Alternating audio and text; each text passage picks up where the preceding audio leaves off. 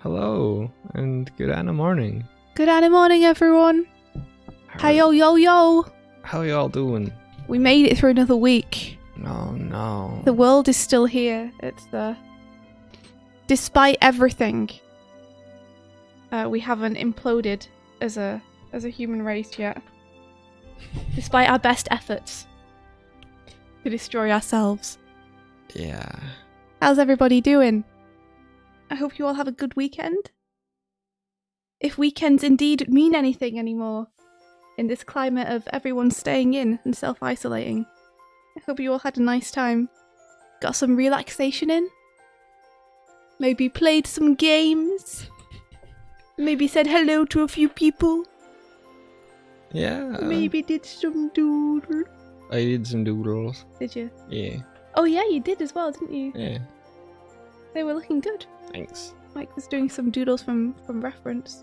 Yeah. Also, I was trying to finish that over 9,000 animation, and it kind of got to the point where I had, and then it crashed, and I was like back an hour, and I was like, no, and then I stopped. It'll never be finished. It'll never. Oh, I'm joking. I'm only joking. I'm sorry. I realise that's a demotivating thing for me to say. Yeah. It'll get done. All right, I'm gonna switch us over to the Animorning challenge screen. Animorning. Yeah, it's Animorning challenge this morning, guys, because it's a Monday. Here we go. Got your lovely submissions here. Thank you all so much for using the Google form to upload and send your things. It meant that this morning I could slide, fall. Slime. I could just slide out of bed, find all the those Google Drive. bookmarks I can see. Hmm? I can see all your bookmarks. I can't read them though. I'm not close enough. Oh. They say things like live streaming, stream manager, monthly budget, Doig and Swift something on Twitter. I've got Torp Starlight Brigade on my top bar. Bookmarks. Aw, Michael. That's cute. That is my D&D like Bumblebird sheet. Is it time to scream if someone forgot a grid? It is. Yeah. You know, there's nothing I like more than waking up on a Monday to scream at people. It's my favourite.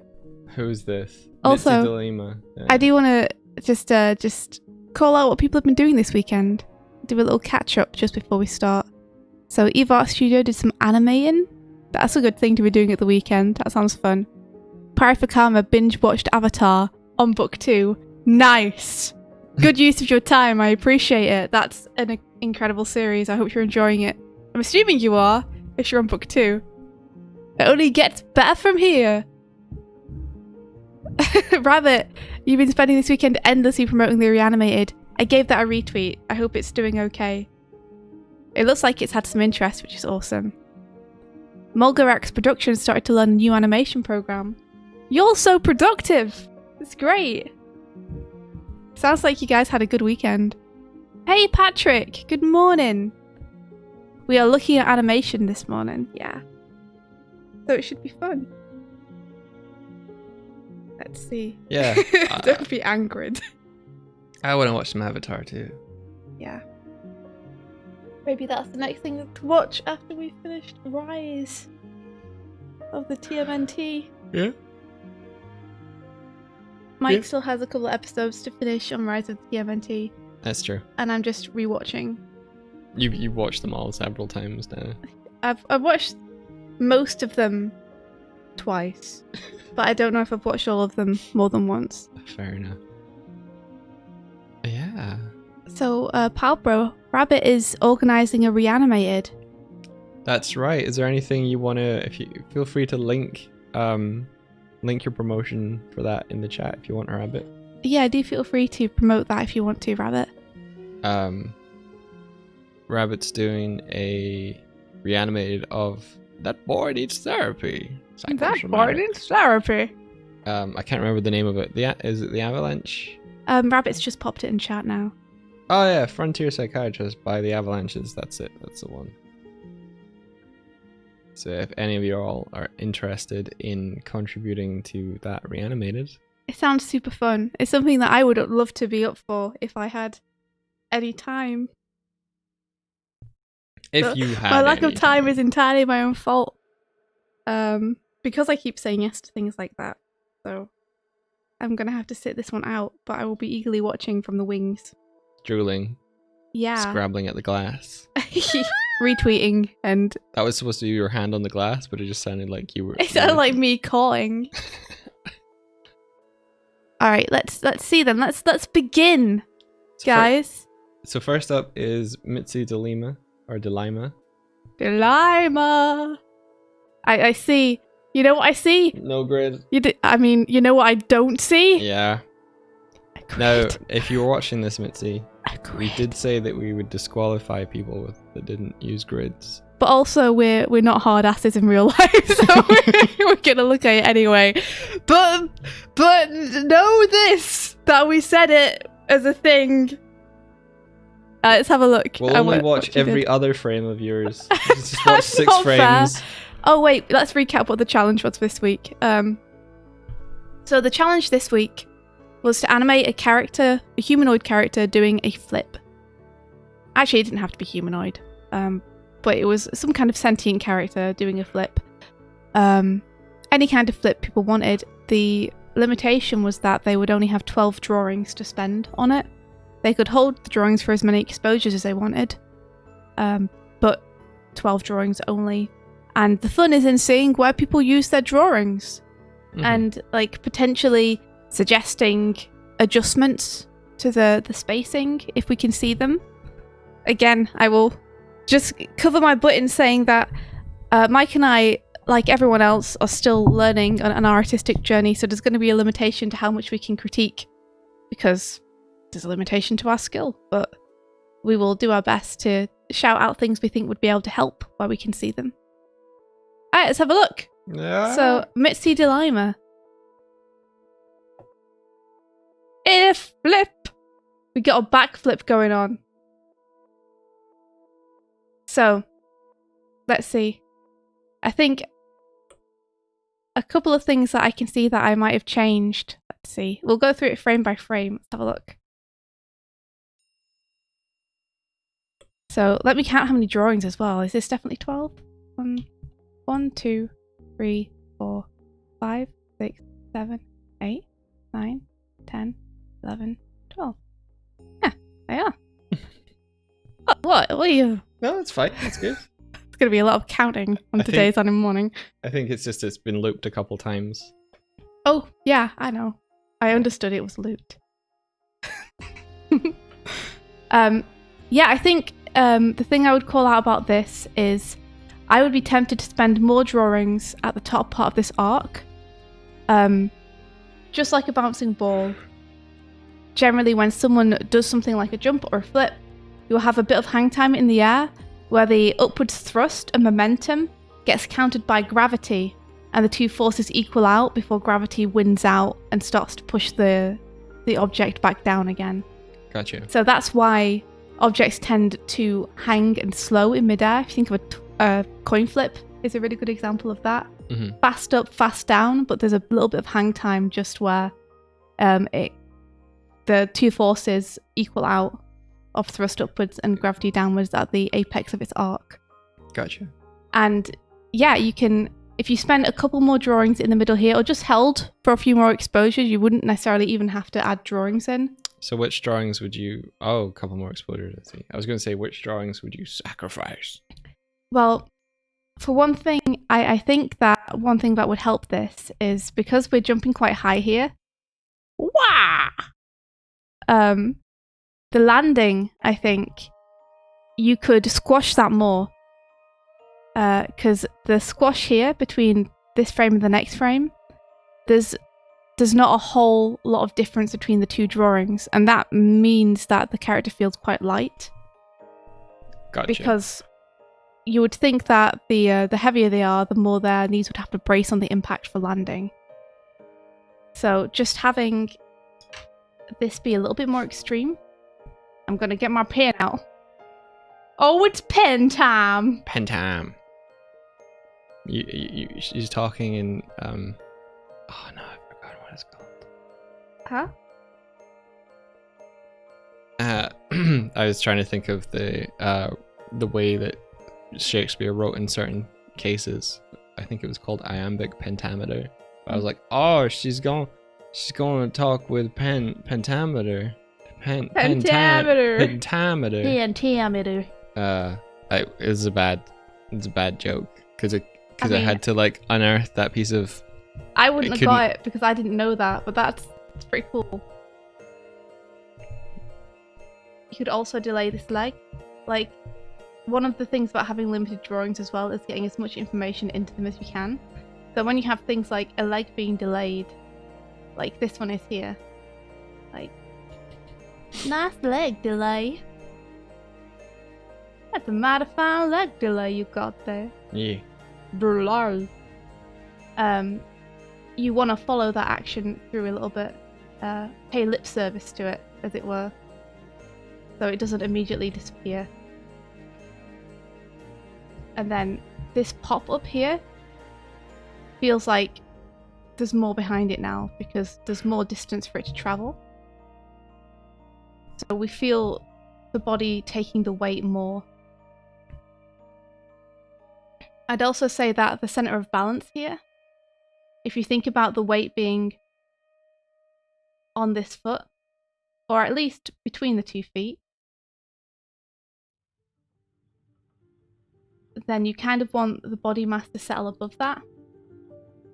So it might be worth pushing the butt back a little bit to recenter the weight.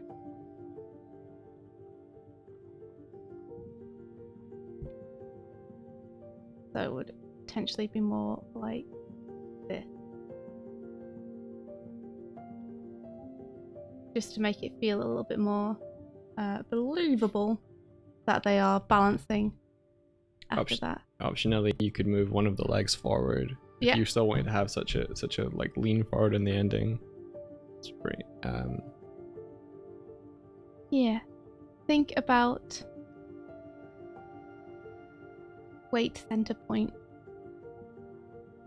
So yeah, you could correct that in any number of ways you would like to. You know, you can throw the arms out. That's a good way to do it.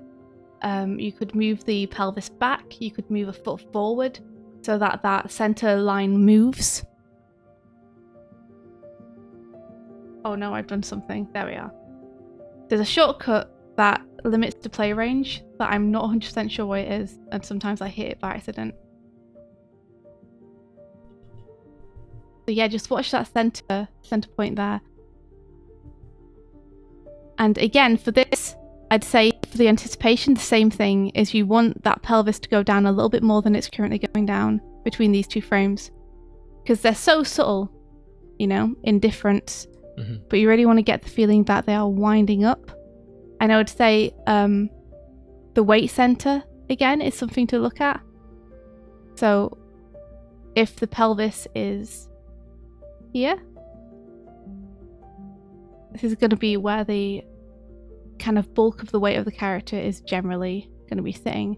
So you kind of want the feet to be either closer to that, or you want the other foot to be touching down so that there is like a balance between the two. If this person is meant to be steady, which I'm assuming they are by the kind of subtlety of the animation, it implies that they're kind of almost comfortable where they are. Mm-hmm. They're not like stumbling over themselves or anything. It feels like a pretty controlled jump and flip. Yeah. So maybe you look to center weight.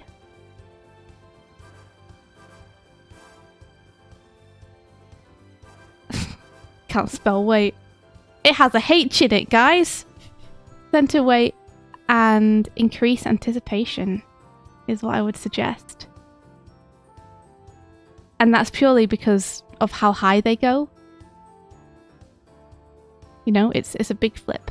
So you want to have an appropriate amount of preparation in the body for making that kind of upwards jump. And then that's a nice stretch. You could push that stretch even more if you wanted. Push stretch. So a lot of the notes I see you're giving here is kind of using exaggeration. It is, yeah. That's a good call there, Mike. That's the majority of my notes on this one is just that I think you could exaggerate some of the bits a little bit more. Could be nice to slow this. So more exposures.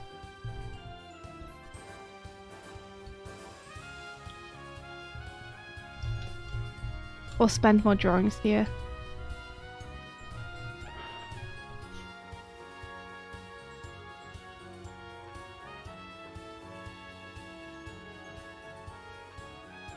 So think about bouncing ball.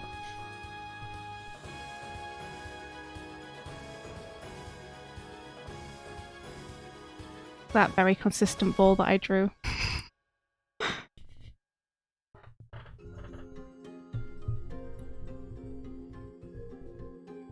Even out a little bit, there we are.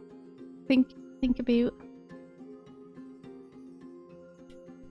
You laughing at me? Don't you dare, how dare you laugh at me? I'm not, it wasn't me, I didn't.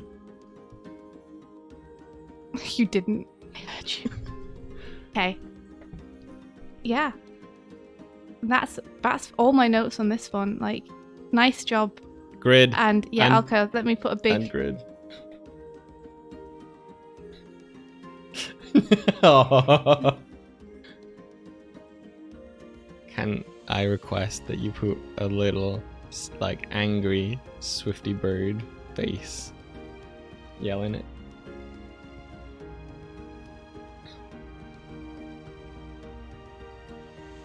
Thank you.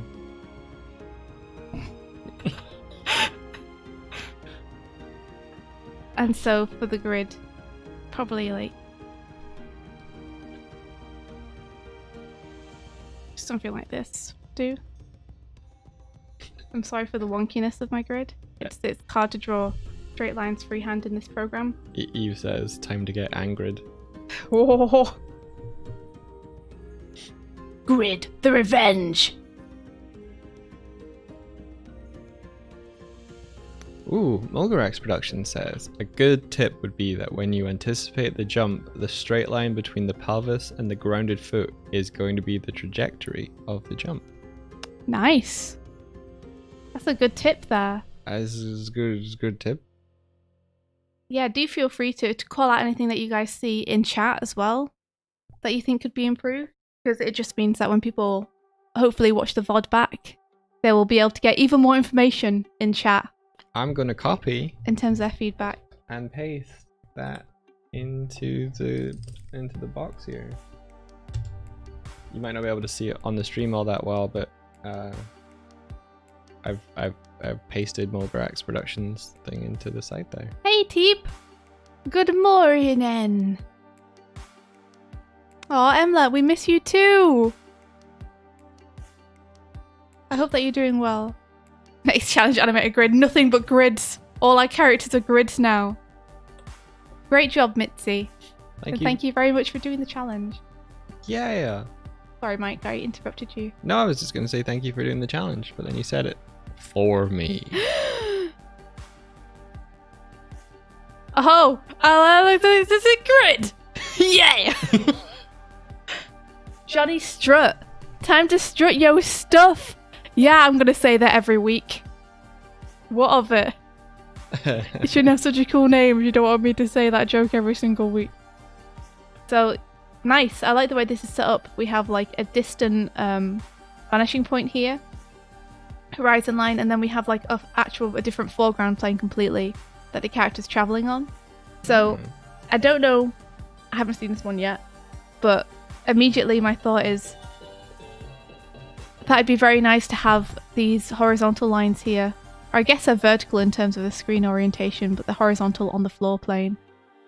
Going by fast while the background grid slowly moves across to get a real nice sense of parallax between the foreground and background elements. Gotcha. But yeah, let's have a look at this flip. Hell yeah. So we don't have the background movement, but we have the foreground movement. Super nice. Super duper nice. And this is a really nice flip as well. Like, nice use of the drawings here. Let's dig into it and see what Johnny did. What did Johnny do? Thank you so much for the follow, Beluga Gaming. Oh, yeah, thank you very much. Much appreciation. Yeah. Maybe next challenge could be doing a moving background animation. Oh my gosh. Oh my gosh, Patrick. You don't F around. What kind of thing would you even recommend for doing that? Okay, so let's see. We have anticipation, begin. And we have 2 frames of anticipation, one to ease in, and then one more extreme, which I'm assuming will be the final one. No, we have another.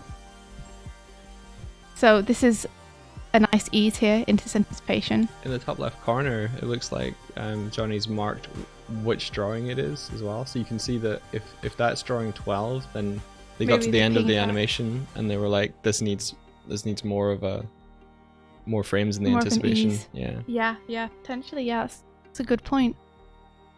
So we have, I think maybe they did the keys first, looking at this. But we'll have a look. So we ease into anticipation. Yeah, that was the second drawing they did. And then we have that nice stretch. And we have the skateboard picking up with them as they put the weight on the back foot more. And the arms are travelling up. And then we're up into this kind of splits position. And let's see how much hang time we get here.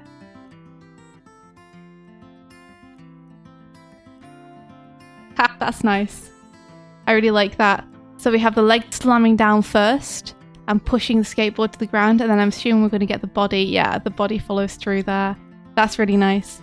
See the way they offset that? Gives it a real nice feeling of stretch and bounce. Next time should be on ones. Tib, you and Pat. How about you guys? Both of you, you and Pat, you can do a moving background on ones.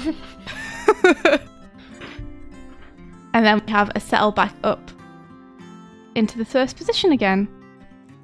Like, really nice use of frames here. Like, I think you've got a really nice feeling movement from this. Let's see. What would I call out as being something that you could potentially alter? I guess you could offset these arms a little bit if you really wanted to get even more out of your frames, you know? Let's see. So these are like, this is already working, so these suggestions are very much like kind of nitpicks, or just things that you could do, but would be a matter of kind of taste. So, delaying this hand a little bit behind the other.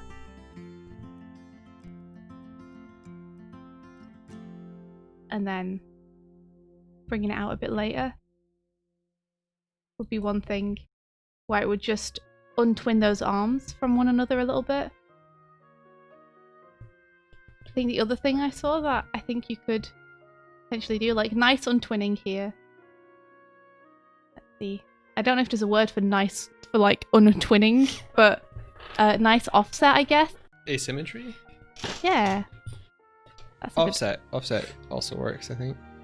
Well, I'm writing asymmetry as well. Do any of you know the technical term for it that we could learn? So, I kind of want the legs to be a bit straighter here, or at least to like have the feet come up on the tiptoes a little bit more, just like this kind of thing. There's just something about the bottom of the feet which isn't saying stretch to me here. So I think you could adjust this drawing a little bit. Yeah. I think if you were skateboarding, you would go up onto the balls of your feet in preparation for a kickflip. Yeah? I think so. That's the thing, you see, is I have never done a kickflip on a skateboard before. I've tried. I gave it a day. I gave it a solid day of practicing to do a kickflip and did manage to do it. Have you done an ollie? wait a second. I might not know the difference between the two. And Ollie's just raising the skateboard up. Kickflip is flipping it over. Oh yeah, I did an ollie. I didn't do it gracefully or well. And there was many times I fell after doing it immediately, but I did try. The thing about learning to skateboard is that you kind of have to be okay to be in a skate park in front of a bunch of people who are good at it and be a noob. And it was very embarrassing. And I didn't like have a group of people around me to support me during doing it. So I was like, okay, I'm gonna go home now. Aww. It was fun though. From what I remember, I need hype men. That's what I need. Swifty, go! Yeah, Swifty! Go Swifty, go Swifty, go! I think you could delay this hand even more if you wanted. Like, let's really get an arc in there.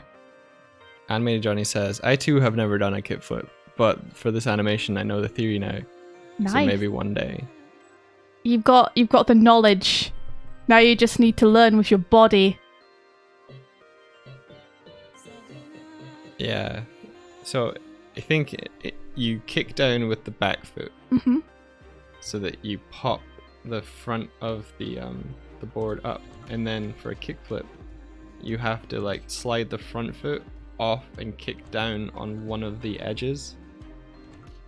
Flips. Is this a kickflip that was animated? Have I? Yeah. Okay, cool. Yeah, it's a kickflip. I was just checking that I was using like the right terminology and not just calling it something it wasn't.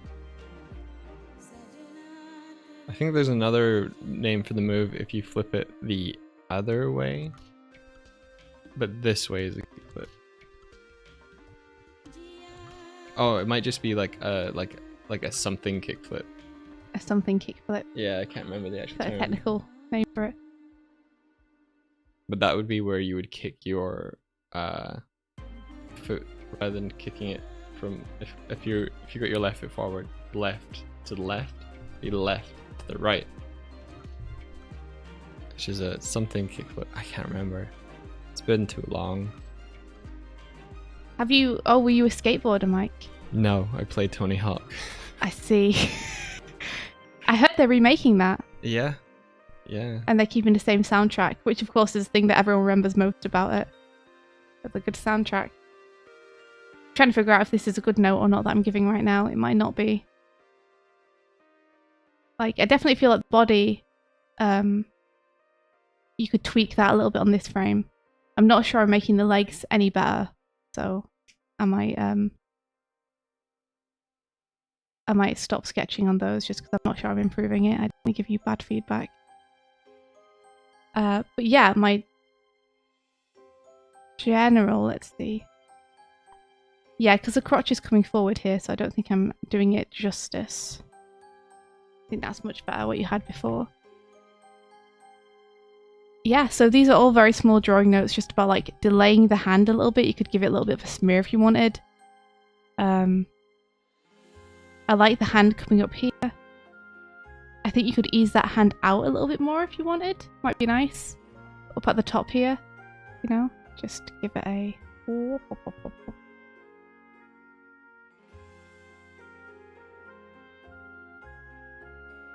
And then separate that silhouette a little bit more just there.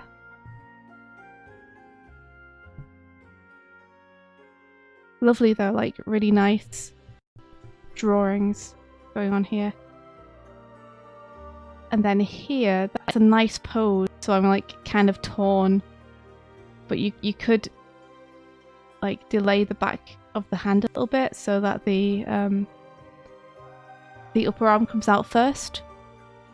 And then this kind of drags behind it. And then settles into this back on this frame.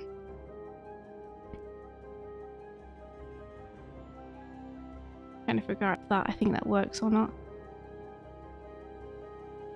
Sounds like superhero music we got going on here. That's because you're being a hero right now. Aw, I'm not the one who drew this. This is an awesome animation.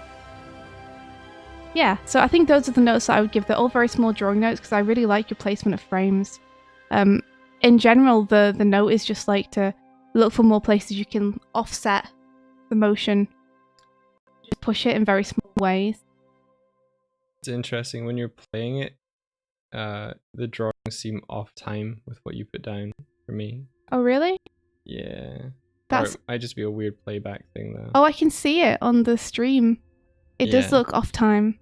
That's very strange. It's not off time for me. Maybe try giving it a refresh, Mike. See if that works.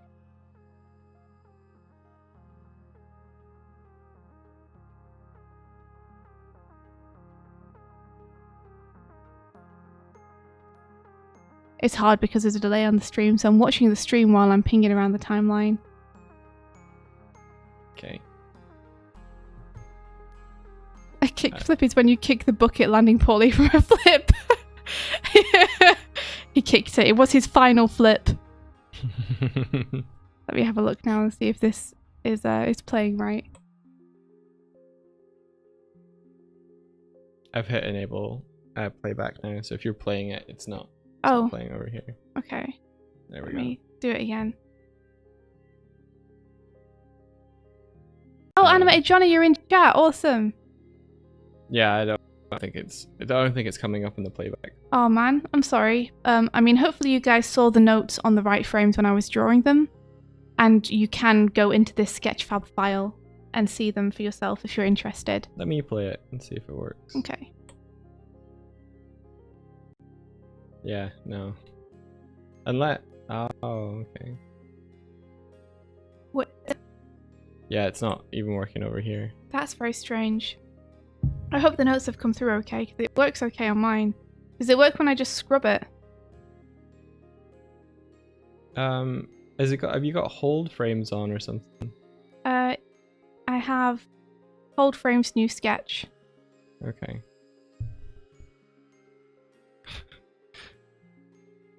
Think sketch, not Sketchfab. Keep calling it Sketchfab. I can't stop. Every time, yeah. Every single time. Man, it looks like it's off sync when it's on the stream. It's on sync on my screen, which is a strange thing. Yeah. But yeah, I hope that in the file itself it's on the right frames and you can get to it okay. But this is a great animation, so really nice job. And thanks for sharing it with us and for participating in the challenge. You spent your drawings wisely. Nice. Okay, next up we have Some guy. Ooh. Look at this anatomy already. Alright, let's have a look. A nice grids. Thank you. Thank you. Let me give it a play. Oh, nice. Yeah, nice flip. I love that little extra frame they gave at the end there. Just to like ease in and give it a little bob as well. Like the ease on that foot and the bob on the other foot is really nice. Like, I'm just going to go straight to the end so we can see that since I'm talking about it. Here, where we have the little rebound on the body because the weight is like settling back after just dipping down. And then we have one leg settling downwards and one leg bouncing back up because that leg is straight and is hinging from the pelvis at this minute. Is really nice. Like, lovely offset there between the legs. So Purr Crab says, "Hey, that's me. Hey! I'm very dumb and put down YouTube name because I watch the VODs there." Okay. That's cool. Awesome. Hey, thank you very much for participating. This is really nice, dude. Lovely offset settle. Just checking I was on the right frame to write that. Okay, let's go through it a frame at a time and have a look. So yeah, Patrick's right, like lovely silhouettes, nice volume control. I'm assuming you were looking at reference for this? Let's see, so nice spacing here. We can see immediately like we're pinging out from the top of the torso much more than the legs. So things aren't moving on the same rate immediately, like everything has different spacing, which is nice. Then that leg starts to overtake the other. This is nice, rotating it backwards in space like this. The shoulders here. Lovely. Nice landmarks as well with the shoulders. I'd say we're losing a little bit of volume on that butt cheek. And that butt cheek. Feels like you could push it out a little bit. Maybe I just like butts. You ever think of that? Maybe. Let's see. I'll just put careful not to lose volume on butt cheeks. I wonder how painful that is to have like the pole putting pressure on your tailbone. It's probably not that painful if you're properly trained to do it. Yeah, maybe you're like just. Yeah, I guess it's not digging in with gravity or anything. Yeah, I think most of the strain is like on your inner thighs, which are wrapped around the pole. Gotcha. I just hit the microphone with my nose.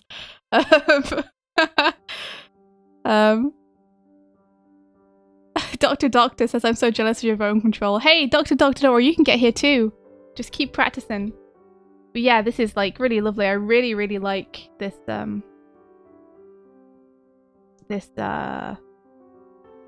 shift in perspective here. What would you call it? Foreshortening.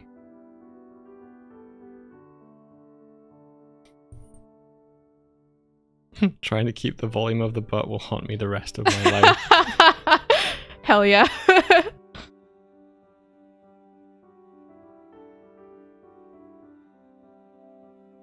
Yeah, this is really nice. Like, really nice lines of action going on as well. So let's see, where does like go? Okay, it's going around and up. It might be nice to see a bit more of that if you're able to. Like, I don't know exactly where the leg would be at this point. I have to be honest. Like, I don't know if it would be like back here. Probably not. Or if it would be like just peeking over here. Or just peeking around here. I'm not 100% sure, but I think it'd be nice to see a peek of the leg. It'd be nice. It's not necessary though, because this 100% works without it. That arm comes round to the back here. I see. There we are. So the arms come around to the back there. And then we're doing this lean back. I'm just checking the center of weight here.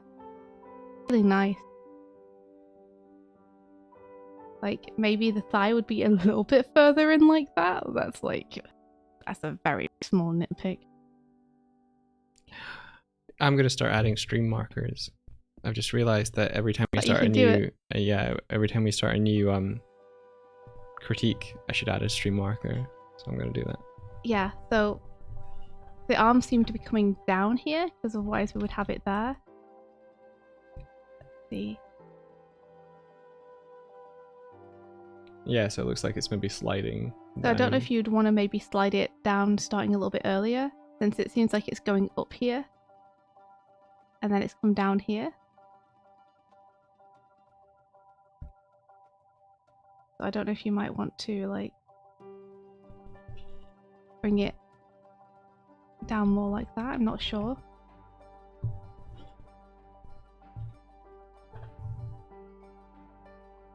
And then this is really, I really like this lean here at the back. This is really nice. And lovely arcs as well, you know, with these legs coming over like this. Mm-hmm. The arcs are real nice. Yeah, I don't have much to say about this other than it's really nice. Like, I honestly couldn't call much out about it because it feels like it's working really nicely already, so I wouldn't want to like destroy anything that you have already created that's doing the job it's meant to do. Yeah. I think the drawings are really nicely placed.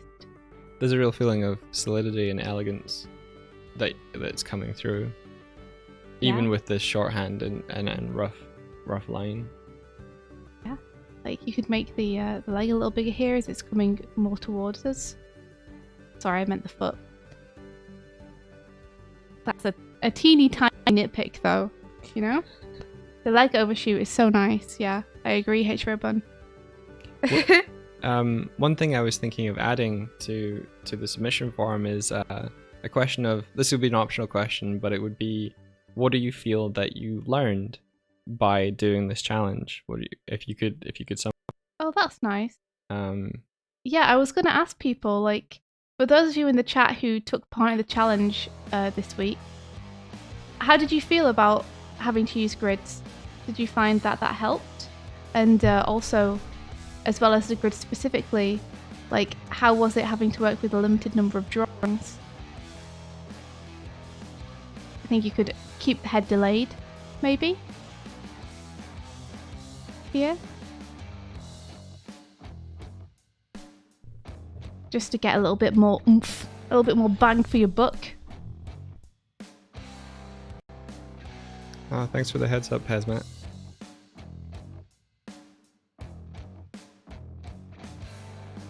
Oh, really? Wow.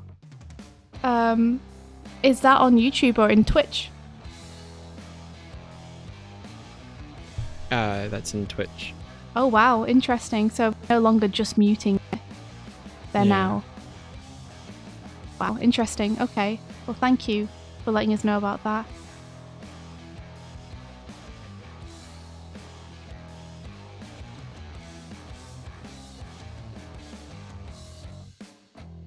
There we are. I was just thinking that that suggestion I added felt like it was kind of disturbing the flow with where I put the elbow, so I shifted it back instead, so it kind of goes into the line of the back and the other arm here. Cool. So that the flow is kind of maintained a little bit more than it was before. Just with my adjustment there wasn't great, but I think it's much better now.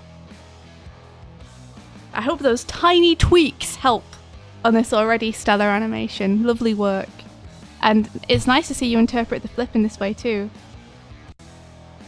Like, it's very, very nice to see you rotating around the volumes of the body like that.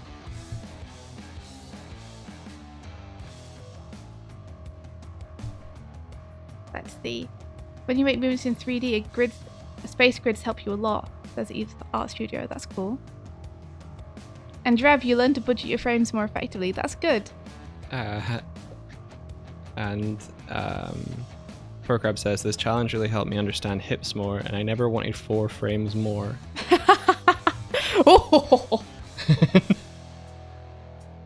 Yeah, it's nice to focus on the problem-solving aspect of animation, you know, where you have a limited amount of frames to do something in, and like, unless you're gonna go all ham out and put it all on ones, which doesn't always work out great, you know, you have to kind of figure out where you can be economic about it.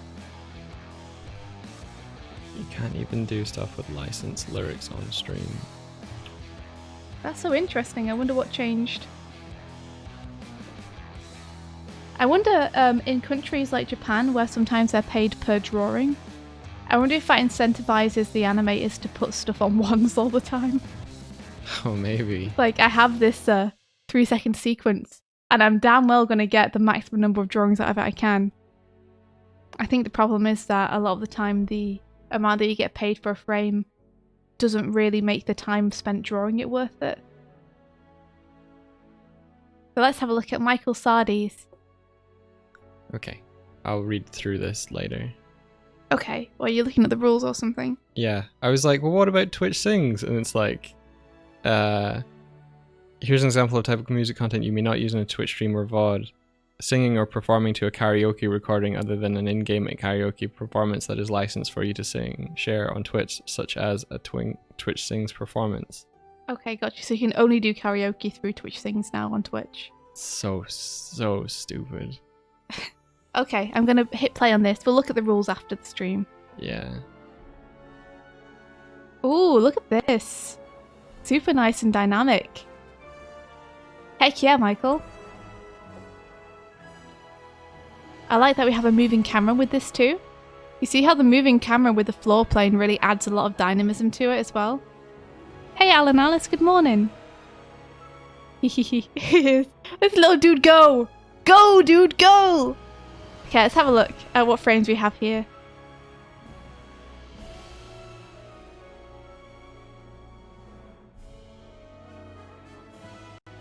So the flow of the movement here is really nice, is one of the things I want to call out immediately. Is that there's a really nice feeling of arcs and flow throughout the entire thing. There are a couple of things that I could suggest that you would look at to push this even more. Because in general the movement is really nice, and when it plays it feels real good. It's very satisfying and fun to watch. I think one of the things is that we have this character kind of running toward the camera here and stopping. But the run toward the camera, it feels like it starts off straight sideways, which makes me feel like he's going to run straight across the screen from right to left.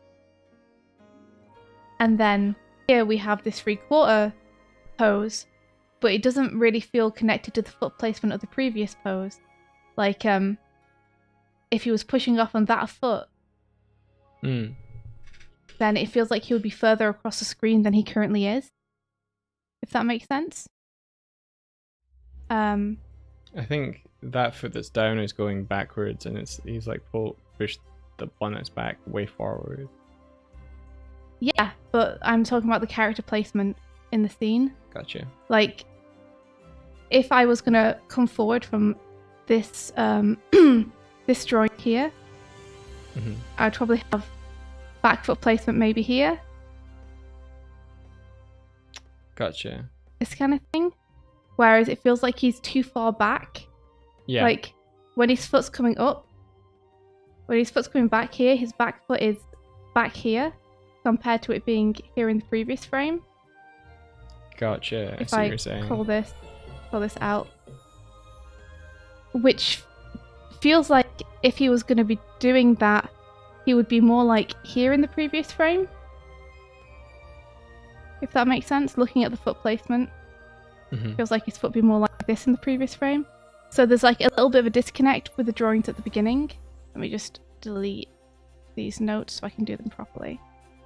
So I'd say watch the foot placement and the character placement here so that these two drawings feel connected. And I think with this, rather than have him come in straight sideways, if you have him come in already 3/4, then that would feel a bit better with the animation. So, with that in mind, let me rustle up a few notes for you here. So, with that being his previous frame, I would maybe suggest something more like this for the frame before.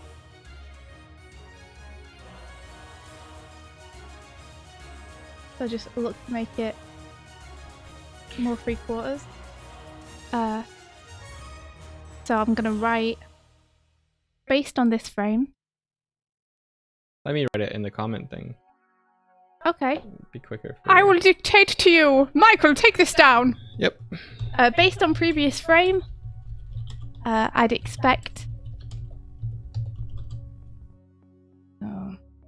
based on this frame, I'd expect the previous frame to be more 3/4.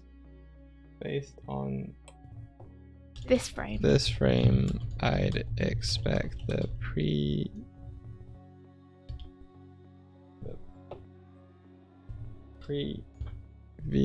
frame, to be more 3/4. To be more 3/4. I was supposed to be saving you time, but that didn't really work out. So yeah, I'd expect it to be more like this maybe. You could push it back a little bit more in space if you wanted to. I haven't, because the foot placement on this frame feels a little flatter. You could push this foot forward a little bit in terms of putting it toward the camera more, and it would feel like it was slightly more 3/4, I think.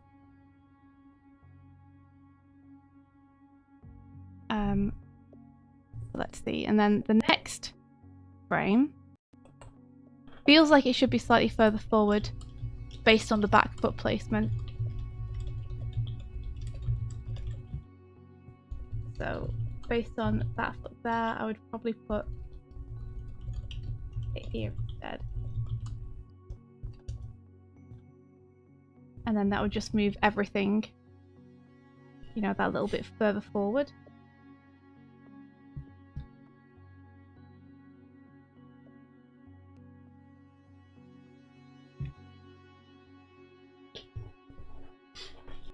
which would mean this would probably end up being further forward as well. So just watch that foot placement at the beginning, I'd say. And maybe watch the proportions on this first frame as well. I'll put that as a little note. Watch proportions on this frame. On this frame. In particular, I'd say that maybe the head is feeling a little large, and the arms and body feeling a little bit large in comparison to how it is on the following frame. And then I like how you've taken a moment to slow down at this moment here to really show the anticipation. That's a lot of fun. I like that. I think you could sink into the legs even more, like sink the pelvis down and really bend those legs even more.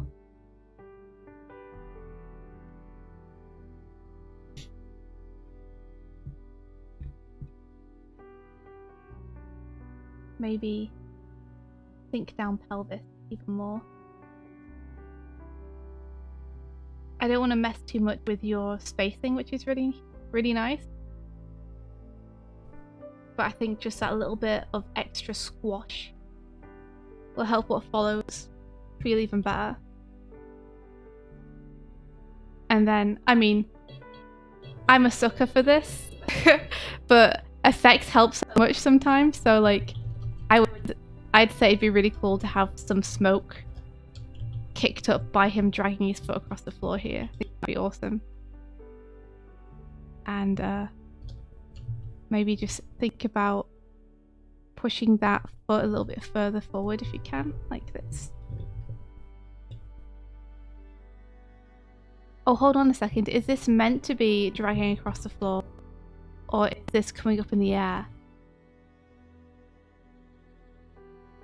Because I'd say if it's anticipating the kick. Let's see. Let me see this in motion. Okay, I see. It's swinging around. I gotcha. I gotcha. So it's not necessarily swinging across the floor here. So let me adjust that note. And you could get some nice line of action going on here with more of that back bend going into the leg there. And then with this leg, I think something like this shape might work really well for it. So that the foot is less turned in and more kind of loose hanging off at the back of the leg. It makes it feel less like he's sliding across the ground and more like he started rotating it around in the air. Gotcha. Which I think is what you're going for here. Is that this leg is swinging around in the air now. So that will help it look more like it's swinging in the air and less like it's planted on the floor. That's a fun frame. It is super fun. I think you could center the weight a little bit more toward the left here to maintain balance a little bit. So I'm going to put maintain balance.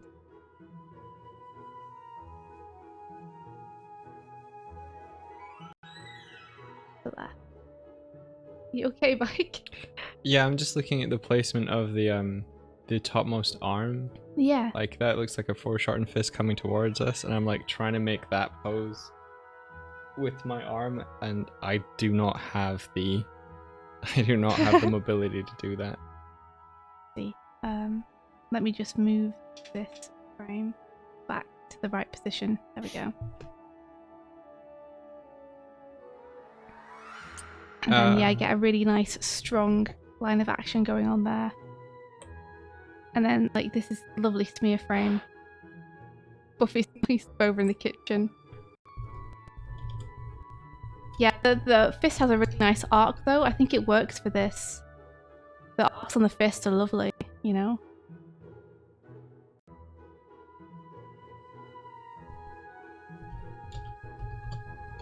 I think you could go even more extreme with the foreshortening here though. Like, don't be afraid to really like push it, you know, toward the camera.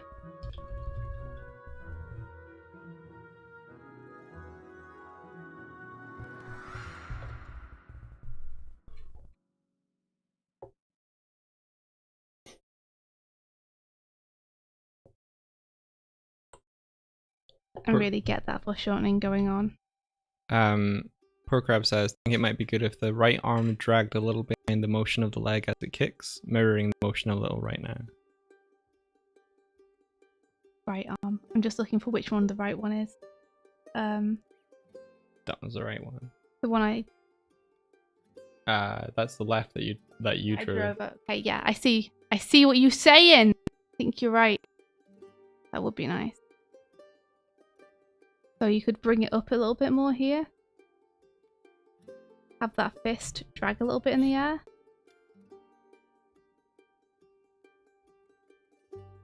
And then keep the shoulder back here. And then you could delay this coming around and have it really just settle into place there instead. Alan Alice asks, when doing a smear frame like this action pose, do you need to illustrate the stretching of the foot the foot of word came, just leave it as a blurred motion? Stretching the foot. I think that depends. Yeah, I don't know what upward came, but means. But do you have to animate the stretching of the foot, or just leave it as a blurred motion? That depends on what style you want to go for. That's entirely up to you. So like in this, it works really well, just as this like whiteout, and you could totally just leave it like that. There will be other artists who would want to actually illustrate the foot stretching. And there'd be other artists who'd want to illustrate the foot stretching but add like speed lines to it and such. Yeah. It kind of all depends on the style of the artist. So it's whatever you think looks good that you like the best. You're communicating a emotion or a feeling with your drawing. So whatever feels appropriate. Make that even more extreme. Why not? Ah! Push those arms up. Yeah. I think that here you could even get away with like a face smear frame, which might be fun. And do a really extreme expression, which might like give it even more dynamism and life. Again though, like another example where I really like how you spent your drawings here. I think you've done an awesome job. And it's really fun to watch. Let's have a look again. Yeah, I'd say the running is the main sticking point I have with it. I think the motion when you get here is really nice. See? Yeah, your notes frames are going all over the place. I'm sorry. Are they fine on your screen? Yeah, they're fine on my screen. Maybe we should share yours instead. Maybe. Like, it'd be a little bit more of a delay, but at least everything would be on sync. You know, or I could just go over to your computer and do the notes on your computer. If you want. I could sit over there, yeah. I just hate your tablet so much. I hate it so much. Gotcha. It's like the bane of my life. Awesome job, Michael. Like, this is super, super cool. I like it. Alan Alice asks, will you be doing more animation discussions on Tuesday as well, or is the cutoff done and good? I think it depends how long we go today. Yeah. I'm going to try and get through them pretty fast, but we'll see. Because I definitely don't want to, like, cheat people out of having their stuff looked at. Yeah. But I think submissions should end today. Yeah, submissions because are otherwise, yeah. if every time we go over to Tuesday, we'll we just extend get more. it for another day, yeah. then it just means that it has to extend to Wednesday too, because we get so many. So I think you could reduce this to one exposure instead. Because I actually think, in terms of your drawings, I think this frame to that frame actually work fine as anticipation and then beginning of the action. But I'm not sure you actually need the in-between.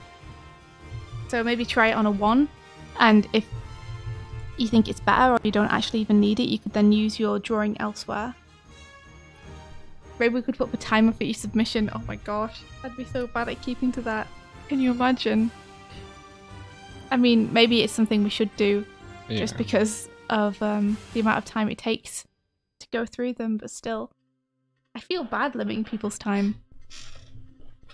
Okay, I'll keep my own personal timer. Okay, so now we have Mark Bastian.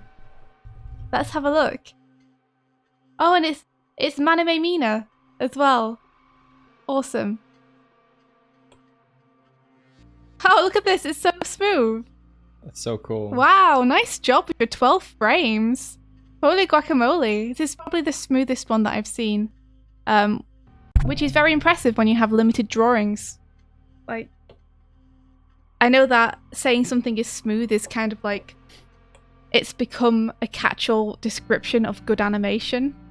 But I mean it literally in the way that the definition is intended, in that you've only have 12 drawings to do this thing and you've made it look incredibly smooth for only having that number of drawings, so great job. So obviously the ground plane is meant to be moving here. I think that's fairly obvious from the motion. Yeah. So I'm not gonna be like, the feet slip, because this is meant to be a moving floor.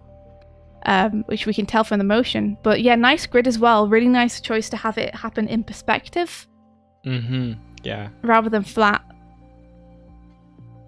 So let's have a look. We've got straight off with anticipation. So we don't even get a I guess you'd call it like, I don't know, not a regular pose first.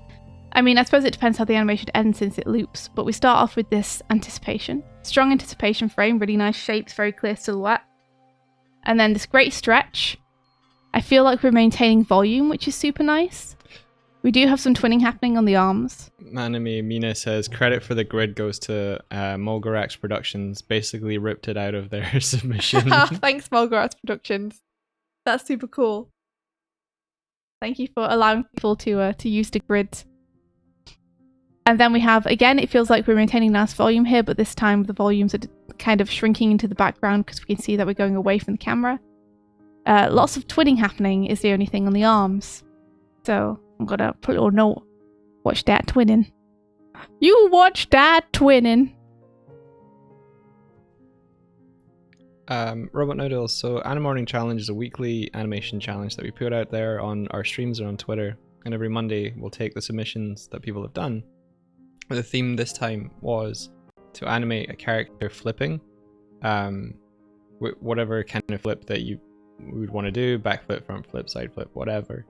And now on today we're going to look through what people have done and try and provide the feedback that we can, help push them to become better animators. So welcome back, and hopefully that's a good catch up for you. There we are. Okay, let's see. Having watched it through, a couple of things that I think... He's not gonna get away with this. You tell him, Robonic. Tree Green, thank you so much for raiding. Welcome to the Animation Breakfast Club. How was your stream? Yeah, thank you so much for the raid. You guys are literally just joining after I explained what this was, but that's okay. I will do it again. At the moment, we're doing something called the Animorning Challenge, which is a weekly animation challenge that Swift and I set animators who want to participate. This week, it's the 12 drawing flip, which is taking a character and having them flip, but the limit is that you can only do it in 12 drawings. And currently we're looking through Maname Mina M's submission. So welcome. Welcome. Yeah. my note so far is that it feels like between this frame and this frame, the character is kind of turning more to the side. So we see the center line of the character here. And then it feels like that's completely like twisting to the side here. Whereas I think it would be a challenge to do it, but you could keep the center line more central so it feels more consistent through this bit here as well. I mean, it's going to be tricky in terms of positioning the leg then, but that's kind of part of the challenge as well, huh? So. Yeah, we'll be announcing what the new topic is today for everyone. So something a little bit more like this, maybe?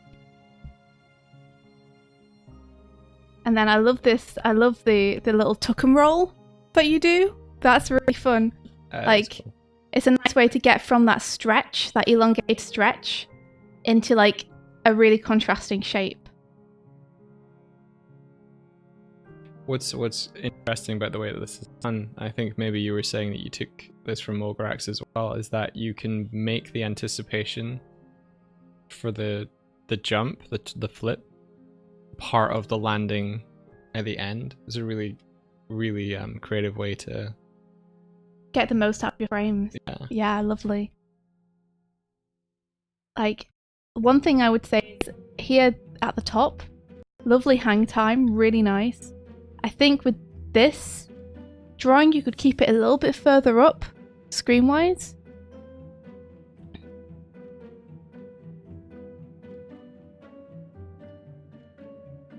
Maybe move up a little. Same with the following drawing.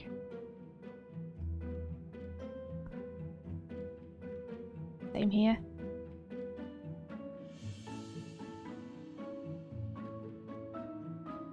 To give yourself more room for this stretch, because I think you could exaggerate this stretch and really like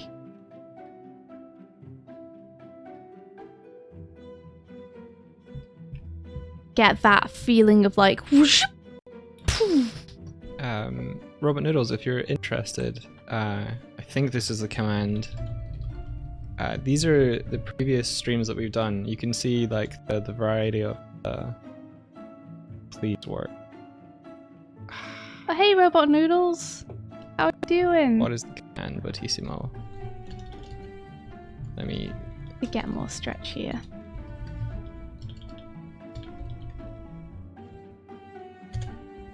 I set this up, but I've obviously forgotten what the actual command is. And then it might be nice if you were to like throw your hands up in the air. You're doing a backflip. To like delay those hands coming down a little bit.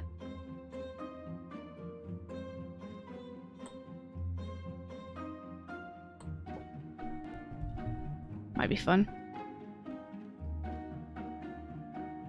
Ah, I put an S when I shouldn't have. I really like your use of threes up here as well, by the way. So in terms of the hand twinning, that's one of the main things I'm seeing right now. So just like maybe look at delaying one of them a little bit.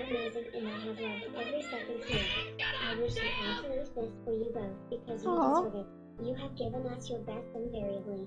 Thank you for all you do for this community. Love you all three. Sunrania! Tears. Thank you! That's so sweet. Thanks so much for being a part of our community. Like, you guys, everyone being here, we appreciate you all so much. You are all amazing. And thank you as well for everyone who took part in the Animorning challenge this week. Like, to be able to have stuff to look through, I just really hope that it's valuable to you guys and, you know, and helpful, and helps you guys to have some stuff to practice and to do during the week, because we love looking at them. And Tria Wintergreen, yeah, share your doodle. Do it. Do it. Thank you, Sunrania. That's incredibly sweet. figuring out where to place his hand. I'm not 100% sure. See, we could have more of a smear frame happening. I think that's probably what I'd do with it. And then just make sure when we're falling that there's unevenness in the arms and in the way that they settle. Maybe bring this one down a little bit sooner. Oh, get off my lawn! That's the pose I'm seeing in my head right now. And yeah, other than that, I think this is wonderful. It shows really great control of your volumes in space, which is wonderful. You know? I don't know how much planning you did from the center point in terms of the actual sky plane, but there are things you can do with the perspectives like this where you have a 1 point perspective where you can actually figure out how a curve would look in space. And I don't know if you did that, but I think you did a really convincing job of making it feel like the character's moving back in space and staying consistent. Gotcha. Even if you didn't actually calculate it, I think it works really well. So fun. I could just watch it forever. It's like the loop. Lovely job. Really, really nice. Super cool. Thanks for taking part. Oh, interesting. You had a curve set up for the character to follow, but the curve didn't look great. Hey, that's sometimes the way. Sometimes you can calculate how things are technically correct, but when you actually come to animate them, they don't look as good as if you just eyeballed it. I think that's a lot of what exaggeration is sometimes we have to kind of distort reality and distort the truth in order to convey get across a feeling that we're going for. I do that all the time. A bunch of my perspective is completely balked in my stuff. But if it feels like it tells a story better, or it reads better, then I'll 100% go for the balked perspective instead. And a lot of the time people don't notice. Alright, let's have a look at Murray Eves! Woo! Woo, woo, woo, woo! So this is a bird brain. The bird brain. Thank you, the bird brain. How do you control your volumes? I hope I grabbed the right one. I haven't watched this yet, so... A question from Alan Alice, how you control your volumes. In general, it's a lot of making sure that proportions are consistent to one another.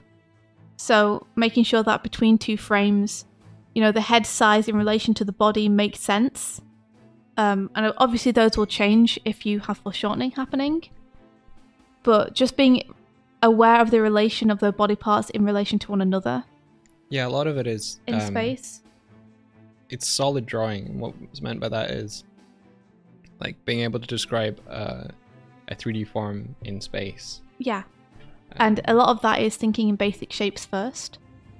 You'll see in the backflip from Manime Mina, there's the character is very simple. It's a bean shape. It's got, cylindrical arms. It's got blobs for hands and kind of cylinders for feet and a circle for a head. And then we have these crosshairs to show the curvature of the surface and also where the center point is. So we can see which way the face is facing and which way the chest is facing. And just bearing in mind these very simple shapes are what will eventually get you to something like this, where you have a slightly more refined figure, but you're still thinking in terms of those basic shapes. Notice how we still can see the center line here. We can still see, behind the arms, that the body is basically a bean shape. They're thinking in simple shapes first. So, build your skill set from the ground up. A lot of people try to immediately go into very complex figures, and that's often when you get figures that might look great on one frame but don't necessarily relate to one another over time in terms of an animation, because actually moving those in space is difficult for someone who hasn't learned how they're constructed. in the simpler terms, I guess.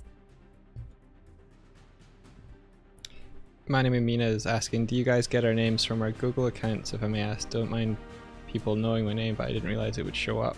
So That's totally fair. Yeah. We're very I'll be sorry about mindful of that. We're very sorry about that. I think something about the way that Mike set up the form, maybe, means that people's names appear in the file names. Yeah, okay. I'll be sure to figure that out. Yeah, be sure maybe just to use people's handles, if possible. It's an automatic thing. Maybe Google adds them.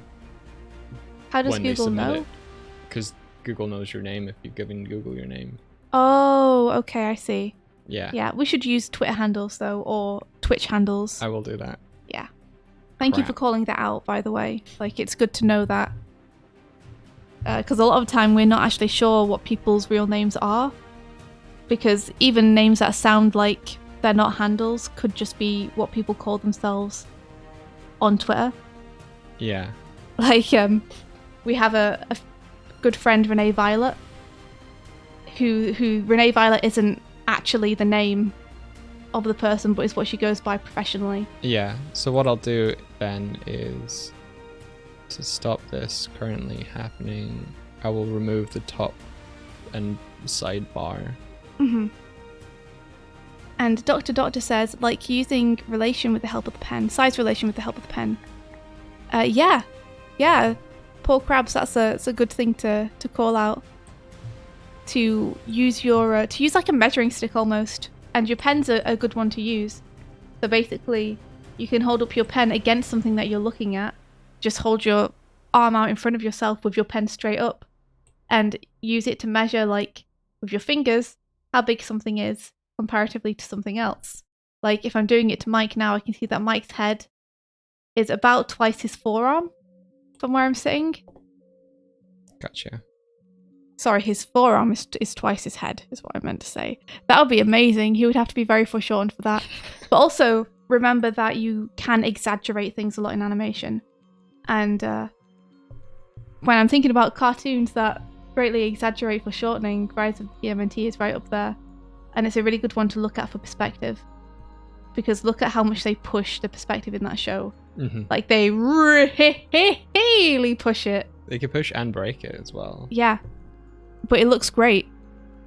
You know, everything moves convincingly in relation to everything else, so it's believable even if it's not realistic. And believable is what we're going for as animators. Yeah. Okay, let's have a look at the bird brains then. I love how everyone's is so different. This is really cool. Okay, I picked the one that was the last timestamp, but the bird brain was saying that she had submitted a couple. She's posed out her character in Toon Boom for this one. So let me just go check. Are you saying that. this isn't the right one? I'm saying that she submitted 4 videos, and I picked the one with the most latest timestamp, thinking it would be the last one would be the correct one. And is it not? No. Okay. Well, first of all, like I just wanted to say that I do think this is really cool. Anyway. And I really like how I'm never sure what to expect from these, and everyone's done something so different, which is really fun. I was expecting the character to run in and jump over, like flip over the hole, not to flip out of the hole and then wall jump. Super cool. Like 12 frames and you bit off like very complex action, which is fun. So let's have a look here anyway, just because I like this. This is real nice. Yeah. Nice job. Again, like traveling in perspective in a nice and convincing way. Got some real nice stuff happening here. I would say between these 2 frames, even though technically, let's see, I guess they are coming slightly closer to the camera, but it does feel like they did get a lot bigger between this frame and this frame.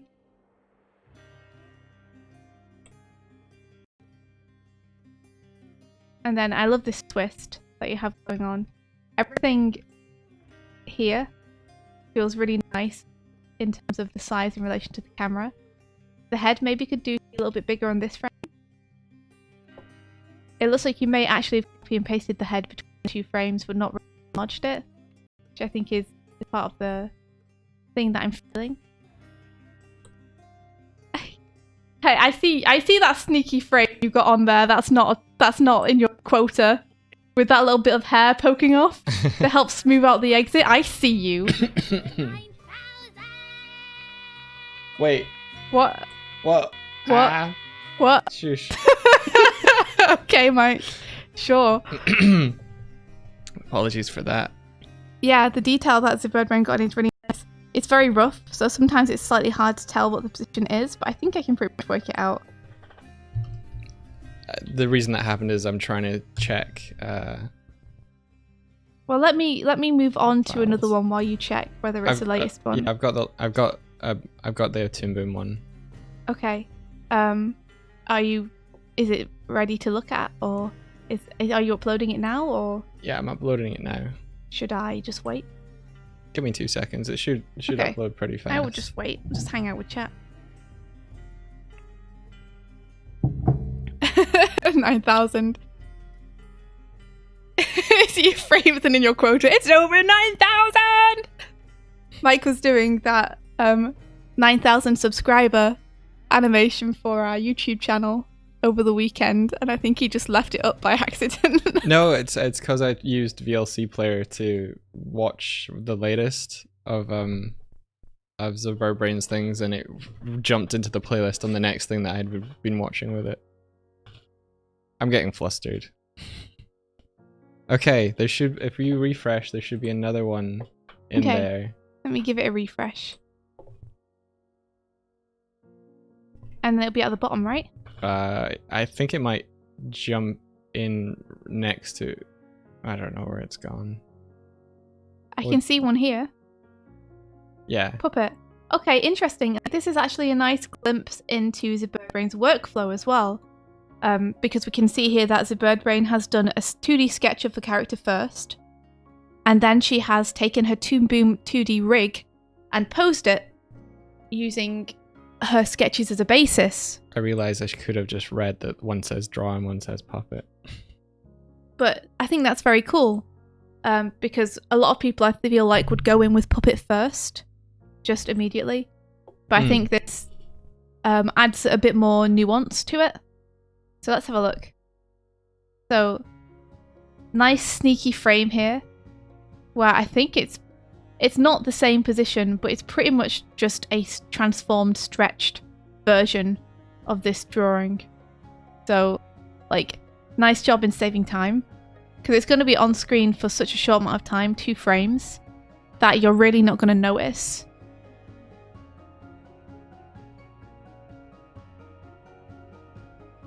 Yeah, and then I think you could shrink down this frame a little bit.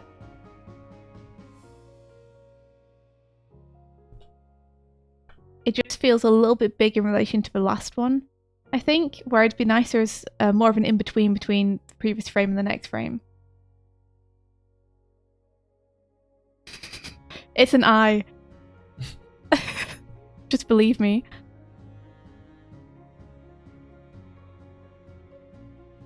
It just feels a little bit bulky compared to the previous one, I think, in terms of where the character is on screen.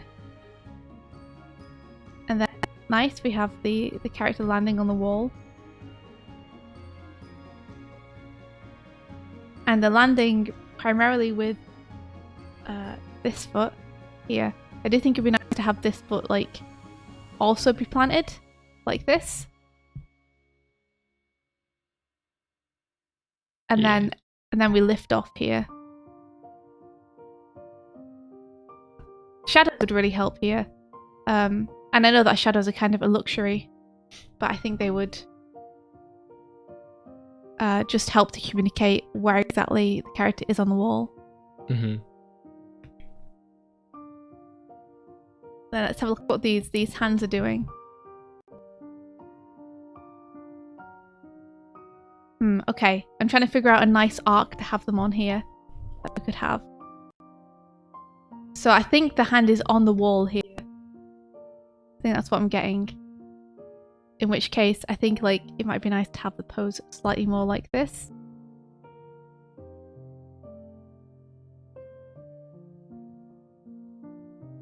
And then we could have a nice shape here. we start to push off a little bit.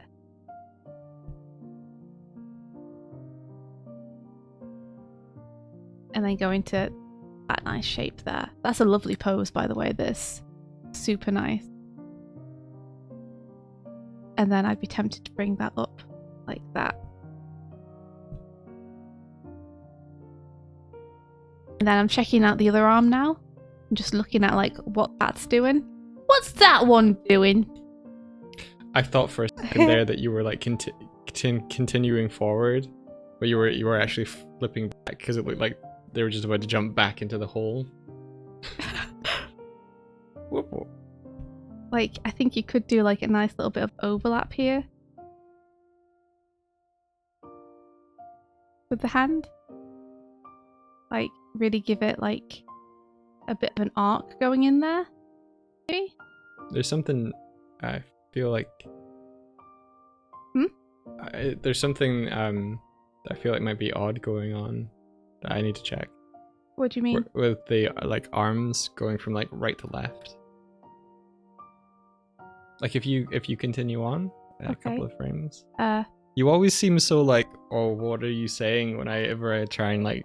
Well, it's because I don't know whether you're saying something about my feedback. No. So I should stop. No. And like hear you out and then alter my feedback, or if you're saying something about the animation, so I should continue the feedback. Continue the feedback. I'm not stopping you.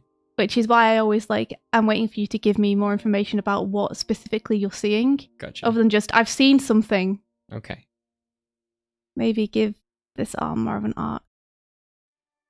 You need a V and give. Oh.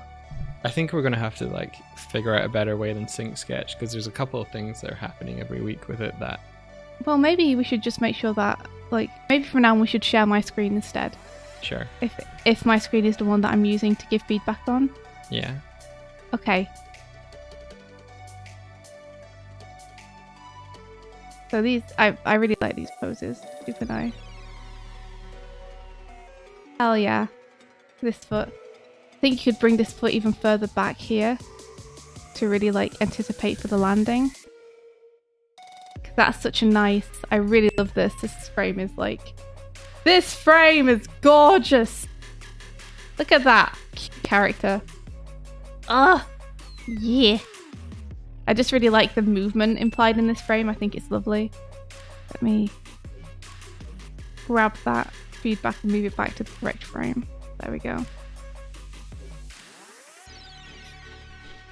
And then it feels like that foot should maybe be a little bit higher. Well, let's see actually, because the next frame, the foot is down here. Yeah, I feel like maybe it should be a bit more like that. Yeah, I believe this is Zabirdbrain's own personal rig that they made. Yes. So Zabirdbrain created this rig. Zabirdbrain's fantastic at rigging in Toon Boom. She helped us make the Doig and Swift puppets that you see. Yeah. On the bottom of the screen. We asked her for her help and feedback on them. And she helped us set them up. So she's a great teacher as well.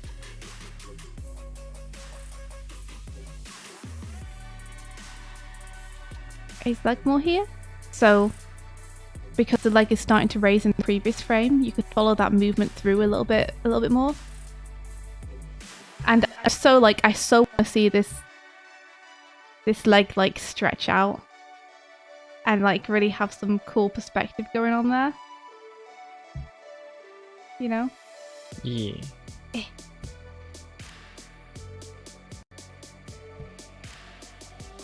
Like, that would be super fun. Stretch out the leg. And then another sneaky stretch frame there. Super cool. Really works. Great way to get them out of frame. Yeah, lovely stuff. Let's have a look at it through. Did I even play this one through? I don't know if I did. I'm not sure if you did. Let me hide the sketches so that you can see it through without my scribbles all over it. H. Robin, are you rigging in Toon Boom? Oh, sync play black blocked. 1 second. I'll hit play. Or I'll try. Am I on the right one? Yeah, I think so. There you go. It's playing through for me. This is great. It revealed like one of give feedback on about this, which I think is just like I'd love to see there be just a few more frames hang time in that middle section where they are up in the air. So maybe just add 1 or 2 frames onto the drawing there, and then I think you've like got it. Nice job.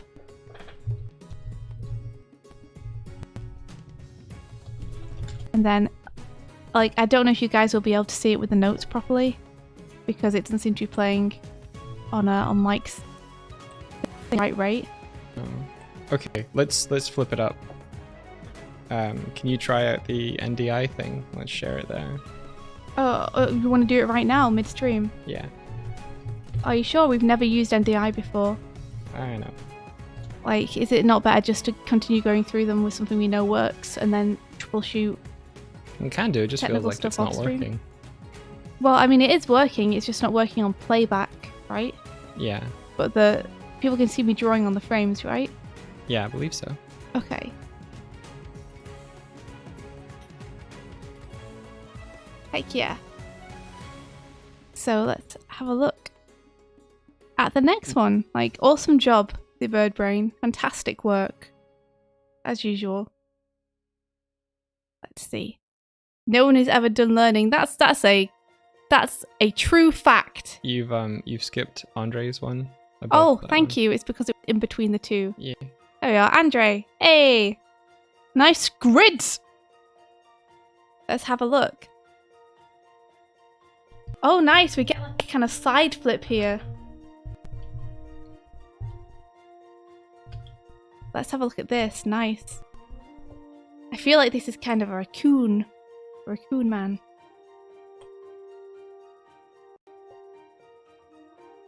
Nice. Okay, so the one thing that I would say that I can immediately see that I think might help is I feel like we have a lot of forward momentum going up into this, and it kind of deadens when we get into the flip itself. So I feel like you could keep that going forward a little bit more than you do, given the way it starts. Lovely, like, arc in that sort of, like, anticipation drawing. Yeah. Look at that arm. Whoa. That I love that motion. Good. Yeah. Yeah. So it feels like it should maybe do this kind of thing. Is what I'm getting.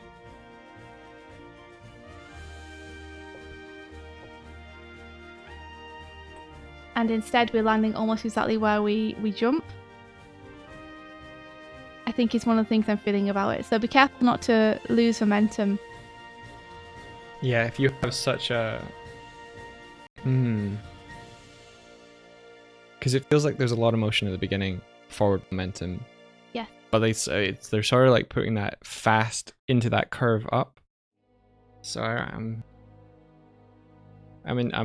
torn. I'm in two minds of whether like they're showing that redirection of force up into it that they wouldn't go. I don't know. I'm not trying to contradict your advice. I'm still trying to understand it. I can see 100% what you mean. Like, this motion is very much like up and over. I think it's this charge forward at the beginning here that makes it feel like it should either like go higher or go longer because of the amount of force put behind this jump. Because it feels like this is a stretch frame up here, and then it's immediately at the apex. Like, it doesn't feel like it gets any higher than that. Yeah. The first frame it hits in the air is the apex. So it feels like you either want to continue that motion up or continue it across, because that force has to go somewhere. And Yeah. It feels like the amount of force that you're putting into this, like, because it's a very good drawing of the launch, and because it's a very good drawing of the launch, it implies a lot of force. Mm-hmm. And that force doesn't feel like it carries through. It feels like it stops immediately. Yeah. Gotcha. The rest of the drawings. So you want to either have those drawings travel across, so that the momentum kind of disperses horizontally, or you want it to continue traveling up higher. Gotcha. before gravity overtakes and pushes us back down again. So let me push this onto new sketch. So just watch here that you don't lose volume between this frame and the previous frame, as it definitely feels like a larger character here than it does here. But I really like that you're using these boxes. Yeah, the offset boxes to show the rib cage and the hips. Yeah. Really cool. Nice construction.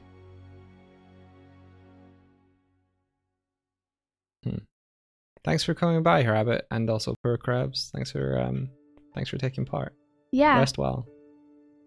I really like this motion of like hooking backwards before going forwards. That's real nice. The feet feel very well planted as well, which is great. Yeah, I think the issues I have are mainly in the jump itself. Just in terms of maintaining that those volumes and in getting like a pleasing arc. Because if you watch the head here, we have the launch frame going up, and then the head actually goes lower than the launch frame. And then we go across to the left and down a bit, and then we go very across to the left and down. So make sure that you're getting a smooth motion on the head as well. Even though the body is the main thing that's moving, you want to make sure that your head is also following a nice arc and makes sense. Gotcha. Yeah. And then the arms really are acting like a drag here, to illustrate the movement better. Like they are being dragged along. I've always wanted to know what the physics were for doing like a flip like this, because I know that you use your arms, like you like use your arms to spin yourself. I've always wanted to know. My brother can do it on a trampoline, but That's I was cool. always very jealous of. I think another problem that I have clocked perhaps here is that between the launch frame and this frame, it very much feels like this is the direction of the rotation that we're going on. So it feels like obviously they would spin in that direction, but the next frame we're spinning this way. Oh. Instead. And then we continue to spin that way. So Oops. I think Doig SWK. Oh, Rolando, thank you so much for subscribing. Hey! Thanks, Rolando. Big hugs to you, Rolando. Hope you're doing well. So yeah, I think you just want to make sure that this frame here isn't misleading the rest of it. Like, if you want to start rotating this direction, I would say start rotating that direction from this frame, rather than starting to rotate one direction, then rotating the other. Because you want the arms to drag, and if you're rotating in this direction, they're actually dragging in the wrong direction right now. Ah, gotcha. So your arms will be dragging this way. If rotating this direction,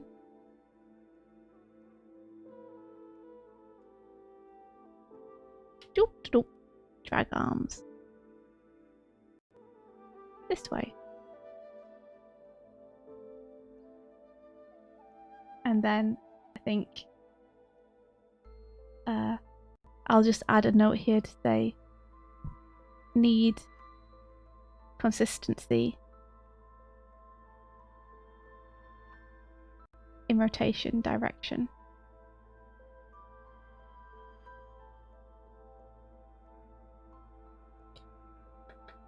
Oh, I just realized that you were like, we should use the thing that we know that works. NDI works. I tested that the night I set it up. I haven't ever used it. Yeah, no, I get that. Like you were downstairs, but I just wanted to like let you know. Okay. No pressure, just. Oh. Oh man. every so often India's monitor just goes and It dies. crackled and then just died. Okay, I set a timer for 8 minutes, so you've got 1 more minute left for this Oh. one. Thank you, I think. Hopefully my monitor will come back on in a second and I'll be able to see you chat again. So I like this landing pose as well, that's nice.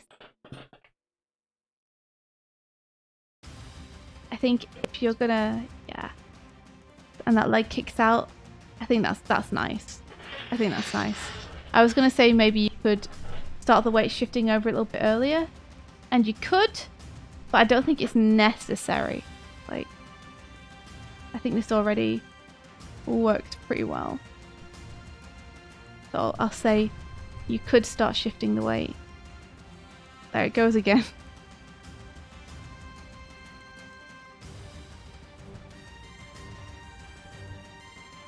Did you fix it? Did I fix your monitor? Yeah. When I came over, it was on. Okay, don't worry then. Don't worry. I was just checking what you did to fix it so I could do it too. Oh, I mean, No, you don't have to. You don't have to come over. Don't worry. well, when I came over, it was back on. But I didn't do anything. Yeah. So don't worry about it then. It's okay. Yeah. I think those are my notes. Like, I love the anticipation. I think the landing's nice. I think the poses in the middle of the spin just need a little bit of clarification in terms of making sure that you choose your spin direction and that the entire body is reinforcing that in the way that the arms are dragging and such. Let me just have a look at the timing as well. The timing's pretty nice. I think you could have a little bit more hang time in the air here. Everything feels quite even at the minute. So you could hang it just a little bit more in the air if you wanted to. But yeah, nice. But my monitor is it's a hand-me-down from Mike, and it's a TV, an old TV. So it's a bit balked. There was a whole week where it's like it just wouldn't turn on, but now it's good, so it's all right. I work mainly on my Cintiq, so that's my second monitor. So it's not like when Mike's main monitor broke and he was stuck. Nice job, Andre. I like the character a lot too. Like, super cool. All right. Heck yeah. Thank you so much. New timer. All right. Isabella Donovan. Maybe don't read out people's names. Yeah. Well, I mean, how am I supposed to? I know. I need to credit people for their animation. Yeah. Let me grab the. Let's see what they said. I will play this while you do that.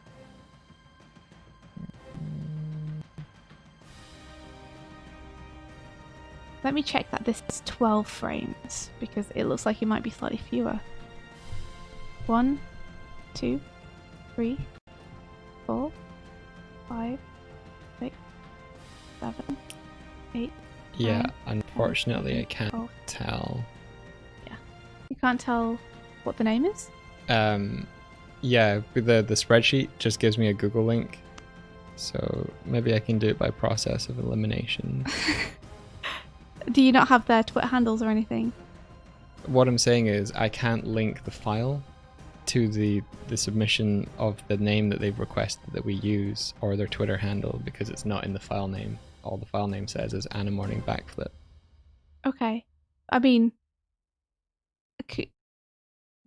But, I mean, when you uploaded it, did you type in the name? No, they're just the file names.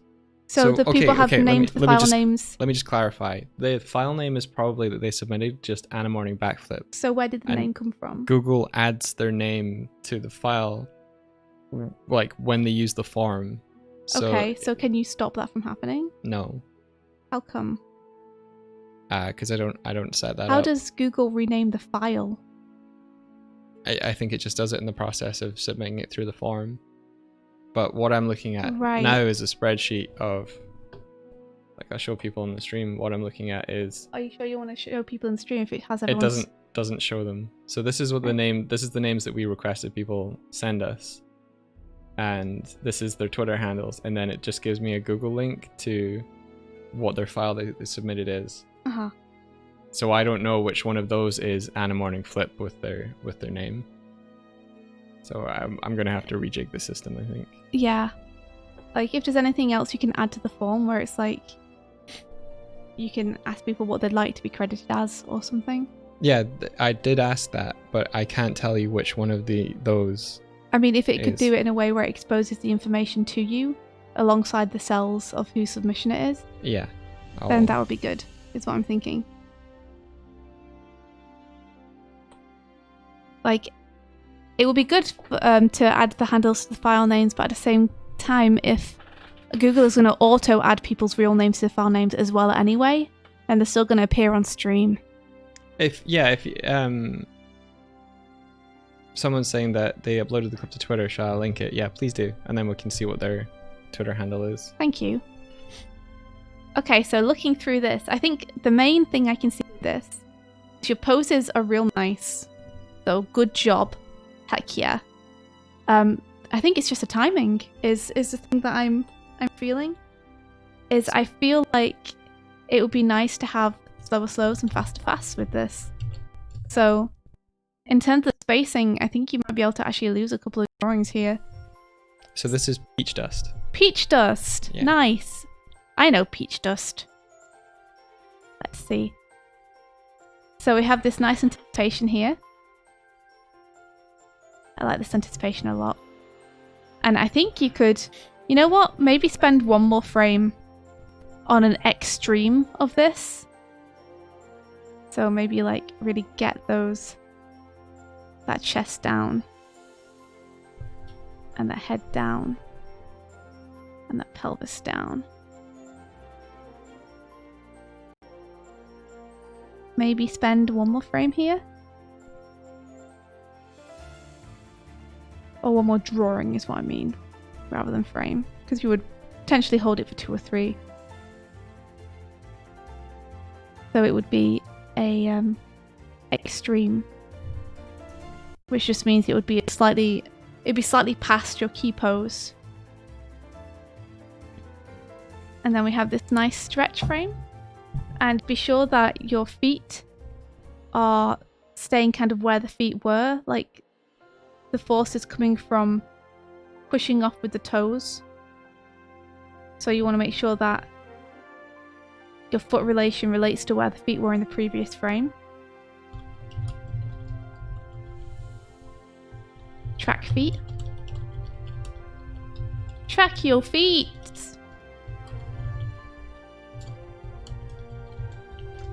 And then you probably only want this to last for like 1 or 2 frames. So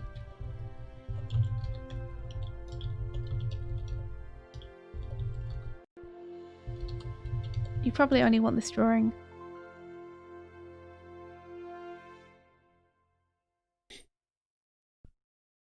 to last 1 or 2 frames.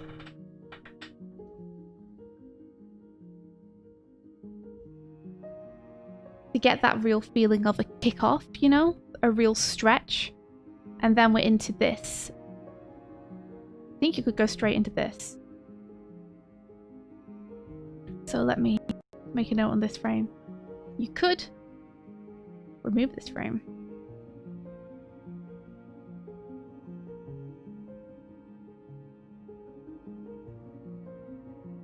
For less even spacing. So faster fasts and slower slows. You know how it goes. You knows how it goes. Nice frame. Like, maybe take this more extreme, like really tuck and roll. More extreme pose. Extreme! More extreme! And then I like that we're coming out of it here. And I like the hang here, although now that I'm thinking about it, feels like... No, you know, it's okay. I'm just thinking about whether we need more hang time at the top. Well, you know? The thing with this jump, though, is that it's more like they're jumping backwards, which means there's not as much force going up. Exactly. Like, the force is kind of also being distributed in a horizontal way as well. Robot Noodles, you can still do the challenge, but we won't show it. We won't do this for it. Like, You're totally welcome to take the prompts and do the challenge at any time. Yeah. And post it using the hashtag. But we just won't be looking at them. We'll only be looking at the ones from the relevant week each week. Yeah. But we are encouraging people to, like, if you want to go ahead and just, like, get some practice in and try some of the exercises because you think they seem fun, And then go for it. Yeah, if anything, you can, if you come in afterwards, you have the benefit of watching and looking through the feedback already given and applying that to your challenge from the off. So, maybe take the advice and feedback that we've given for that challenge already and see what you can do with it. So as this character is falling through the air, they would be picking up speed. So maybe think about making this frame here have travel further across the camera. At the minute, the main thing is that the character feels very even across all of these frames. Whereas I really feel like they would be speeding up as they're coming towards the ground here, getting ready to land.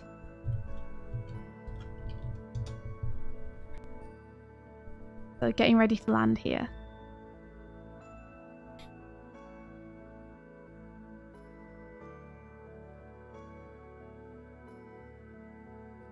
Have we done a slow motion challenge already? We haven't. No. Oh my No. gosh, you guys, that would be so hard. That would be ridiculous. I'm not sure you want that.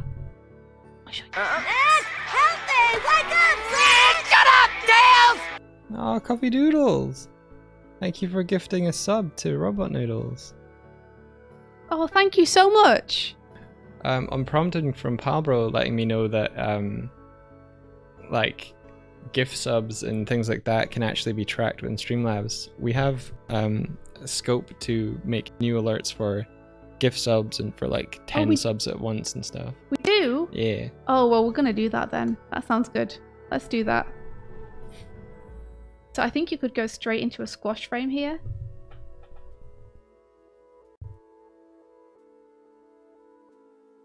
What would be a good I'll talk to you about this later. What would be a good alert? I went like, what would be a good Sonic alert for gifting? We'll see. Yeah. We'll see. Could go straight into squash frame here. So basically, I'm speeding up these frames at the end by adjusting the drawings.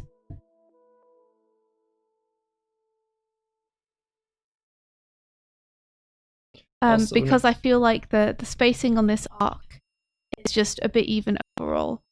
So I'm just gonna put a little note here, like for overall stuff. Also notice the way that, without even really thinking about it, or unless you are, India's also opening up that pose so that you can see the back and the front leg and the torso, like, because the animation there is fairly in profile, but he's just opening up a little so that the silhouette is easier to read. Also trying to add in a bit more twist and dimensionality to the figure by having them offset limbs. I'll show you what I mean in just a sec. Is a bit even. Think like wall bounce.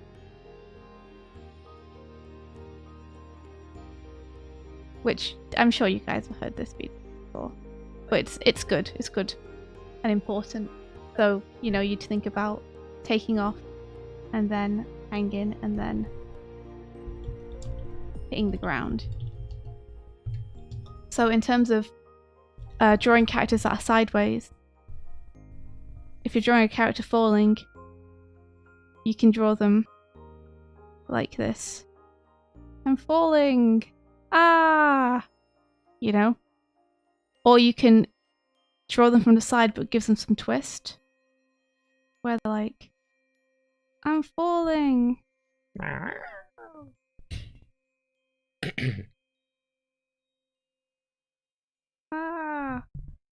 And you see how one of them has that torso twist? Torso that twist. just adds dimensionality Sorry. and makes it feel more like it's traveling through space, you know? You can see the limbs flailing, you can see how the back is twisting, you can see how the pelvis is twisting, contrary to that. And not everything is lined up one-to-one so that the one leg is, you know, mirrored by the other leg. Even just like offsetting the leg a little bit can help, you know? So just think about that when you're doing characters from the side. It's like, how can I add a bit of twist to this just to make it feel a little bit more nuanced, I guess? Yeah. But yeah, like, lovely job. Peach dust. I'd say you just want to, like, speed up, replace a few of your drawings, I think, on the way down, and put them instead into the anticipation and the weight drop at the end. Really make it feel like we have a powerful push off and then this powerful landing and a little bit of hang time in the middle, but making the thing as a overall animation a bit less even. I think that's really good advice, India. Thanks. Shall we head on to the next one? So the next one is Blah Blah Neebs. Because we can tell. How do we tell? I don't know. It might be something about the donut boy. It's also their names in the top right corner. So yeah, I think from what we've figured out now is please add your name or your social to the video, and that way it will still label the names on the video though. I have it cropped so no one can see it. Okay. So if I grab them at 7 a.m, we can just not show this in the top, like it's cropped. Okay, I gotcha. And then I can go through and rename them if we're sharing the sync sketch. God damn you! Yeah. You're sharing the sync sketch. Putting the name on the publicly. video itself is a good idea. That is helpful for sure. Yeah. We're still learning, guys. Thank you for bearing with us. And I'll edit the names so that they don't appear on sync sketch. Okay, it's donut time, guys. You ready? It's donut time. Let's do it. Cool. Oh, Blah Blah Neeb, it's really cool to see you using depth frames. Like, that's awesome. Blah Blah Neeb gets a shadow for free, guys. Check that out. Oh, I love this. There's so much energy to this. This is really fun. I like the way that you have them go completely upside down and have that hang time with just a donut in the middle. Let's have a look at some of these frames. I love seeing 3D animation that is stepped. I think it's a really interesting, cool look. So, starting off with the pose of just the I am ready to jump. And then this is a nice anticipation frame, really nice squash here. Oh my gosh. Okay. Okay, so for the body, the amount that the body is traveling over in this arc, let me add the sketch. So we got this arc here going on with the body, right? Yeah. There we go. Oh, that's nice as well. So basically, the body is the main thing that's traveling here. And the body is where the center of the weight is. I guess just because I'm assuming the body's very dense in comparison to the robot head. Like, the body is the main thing that's doing the traveling, which tells me that it's the thing which has the most weight and momentum behind it. So you want to make sure that your body is traveling on this arc at all times, I think. So this frame, I think this frame just needs to be slightly repositioned. So I'd probably alter it so it was more like a stretch frame. Oh, we have. If you're able to stretch the body out. I saw that you had some deformers on the head now, which is awesome, by the way. So yeah, you could stretch the body out here. It looked like you were drawing on like a weird frame, but I think you're just flipping back and forth and it's staying, so it's fine. Yeah. And then figuring out what to do with this donut head is the next thing. Blah Blah Need, does this character have a name? Because Yeah. we've just sort of been like calling them Donut Boy. Yeah, what's the story? Wouldn't I like to know? And did they exist before that first parkour challenge?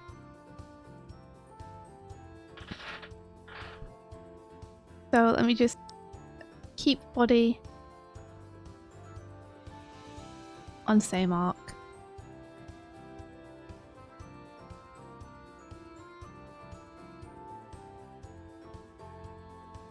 And maybe a stretch frame?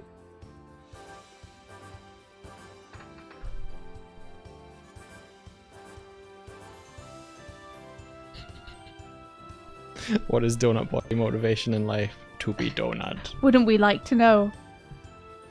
Look at that nice squash there. His name is Bagel, based on my shoot it film with him, but you're fine calling him Donut.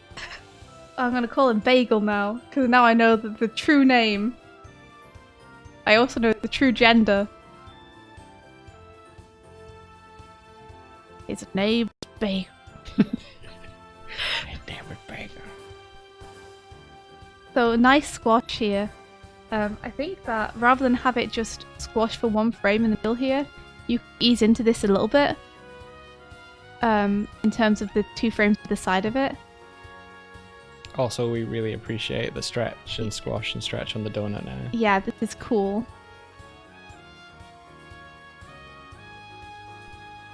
Just because the motion here is the slowest space that you have. It's the most tightly spaced part of the animation here. So to have the donut ping up into a squash doesn't feel like it makes as much sense to happen as a pop like this. Simply because the animation here is much more tightly spaced on the head as well. So it's not necessarily reacting to the force of anything. So I think having it just like, he bounces up and it's like whoop, and distorts slightly would be nice.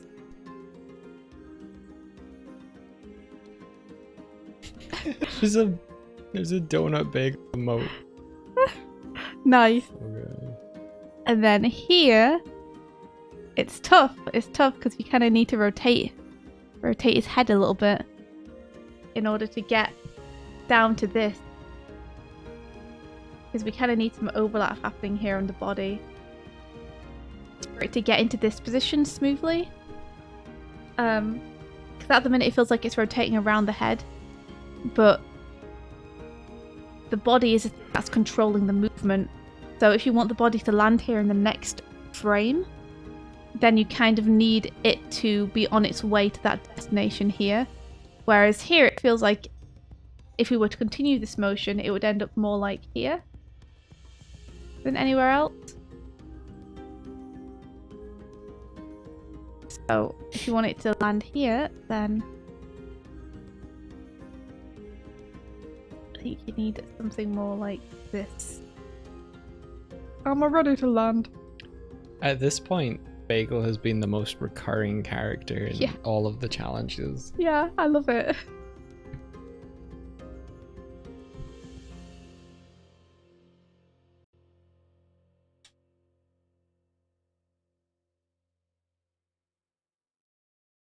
There we go.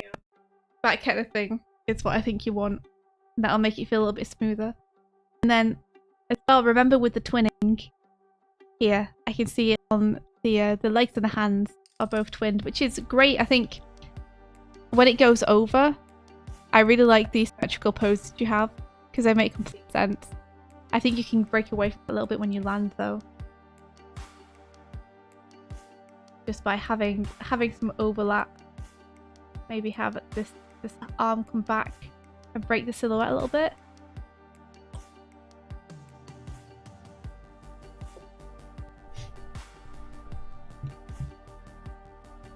Remember about breaking that silhouette. Especially in like 3D. You want to make sure. Oh god. What is it? Why did Charlie Sheen give up animation? I don't know. He was twinning.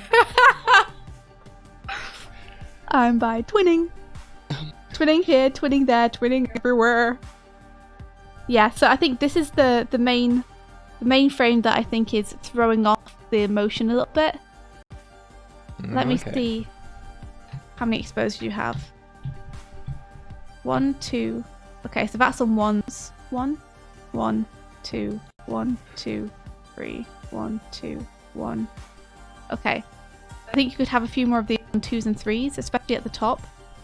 Maybe have all the 1s and 3s and then have a couple of these on 2s. I listened to that. It must have been like the summer of 2012 or 2013. I listened to that so many times. Really? Yeah. Epic winning. Is it 2010? Shit. No way. Delay Head. No way. Delay Head is the name of my band. It's actually a pretty good band name. Delay Head. Delay head. We're like a really optimistic Radiohead. Everything is great. I love my life. There you are. Careful So, now. That's a Delay Head original.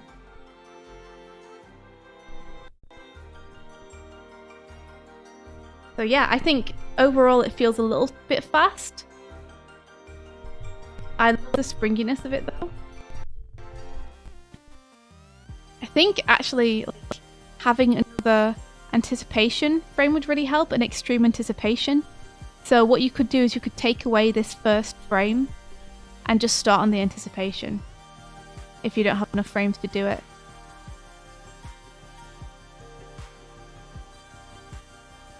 Or you could... you can't really take away any landing frames. I think you need them. But yeah, those would be my notes. It's been a pleasure seeing Bagel return. Yeah, The return of Bagel! The Bagel. Bagel guy. I've just now realized that perhaps the teeth are sugar cubes. Oh. Bagel guy. Bagel guy. Animornings you greet me. Pink and brown. Upside down. You look happy to see me. Anywho, let's move on. Amazing job, blah blah Neeb, as usual. I love Bagel. Just look to smooth out the arc. The arc is what you want to have a look at. And the body is what you want to be tracking for it. And yeah, I'd love to see some stretch on the body too next time. But thank you for putting that stretch and squash in the head. I think you're going to have a lot of fun with that. I can't wait to see what you do for the next challenge. Oh my gosh, the next challenge with... If Blah Blah Neeb uses Bagel again, it's going to be real fun. Okay, before you call out their name, let me just check. Let me search the hashtag so I can grab Can I click on it? You can click on it, no one can see it. Okay. Let's have a playthrough, and then I will tell you what the name of the person is. Oh, we got a Spider-Man! Spidey! Like the thumbs up at the end. I did it! I did it good! Let me see where we're spending our frames. 1, 2, 3, 4, 5, 6, 7, 8, 9, 10, 11, 12. You spent frames on the thumbs up. I would have given you that for free, you know. Okay, this is Jack L. Draws. Jack L. Draws! So everybody, is it an L as in EL or L as in just an L? Just a capital L. Okay. Jack L. Draws. Yeah. So yeah. I like it a lot. Like it's nice to have a Spider-Man as well. Nice job on doing the grid. The grid! It does feel like the perspective on the building at the back doesn't quite make sense with the grid you've set up. In terms of the lines on the grid, essentially, will travel to the vanishing point, and anything below the horizon, you will probably be able to see the top of. Is that right, Mike, or am I? Mike is much better at perspective than I am. If that building is taller than the floor plane that Spidey's jumping off of, then you wouldn't be able to see the top of it. Would it be going away from us like that? Like the would it have a tilt down or would it be more even?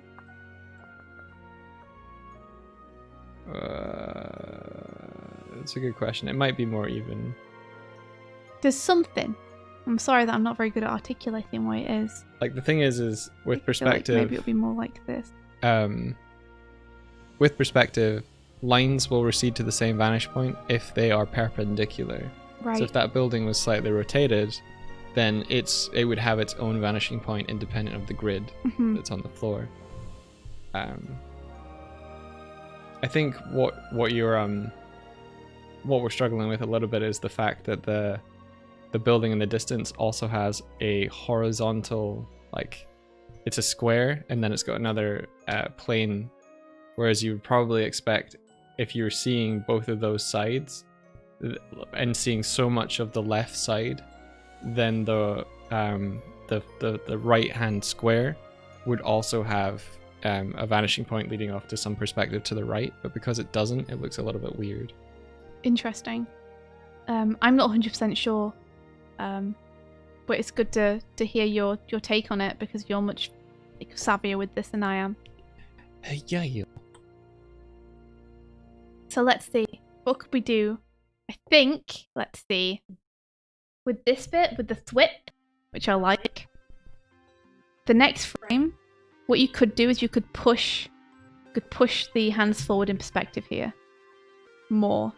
So we get to see more of the wrist and the hands coming off screen in preparation for the next frame where he comes in shot more.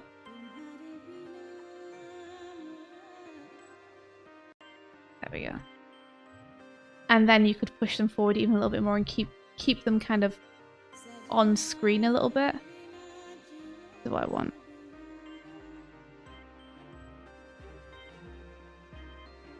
There we go.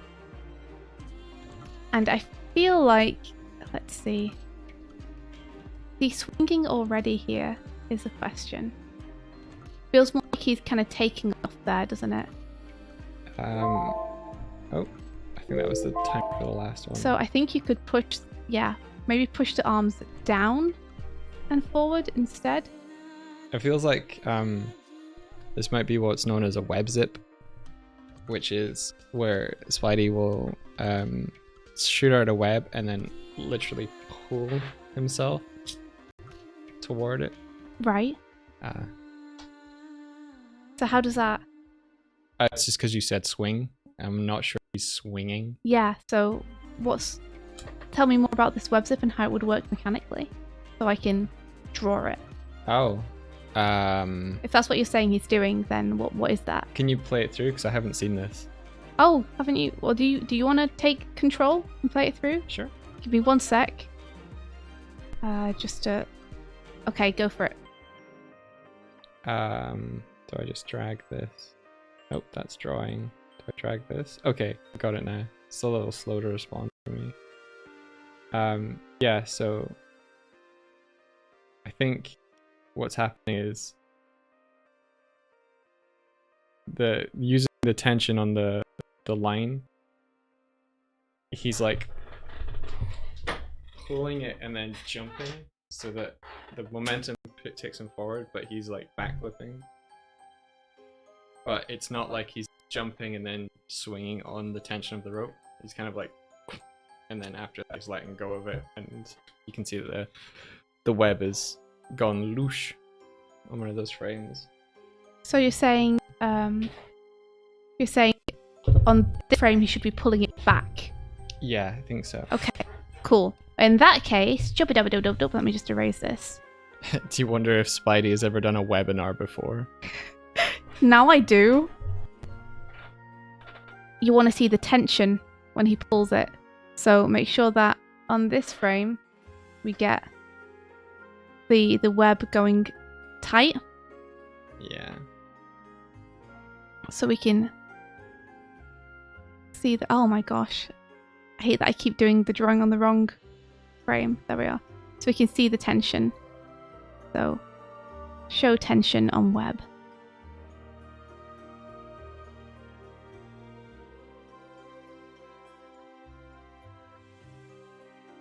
And let's see, his head's coming forward, but he's pulling the web back here. So let's give his back more of an arc. So thinking about like drawing through. This would be like chest area. And then he's pulling this back, so his arms would be going back at this point.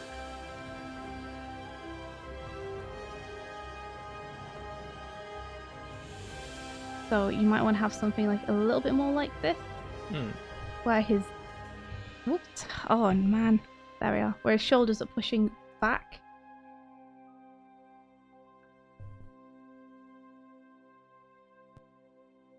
I hate drawing on the wrong frame, it's the worst thing, the bane of my life.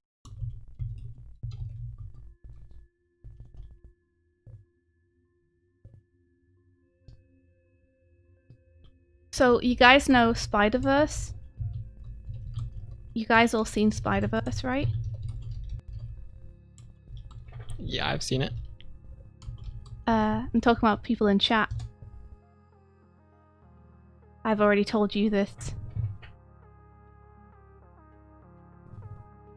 No! There we go. Yeah. Get that arm pulled back.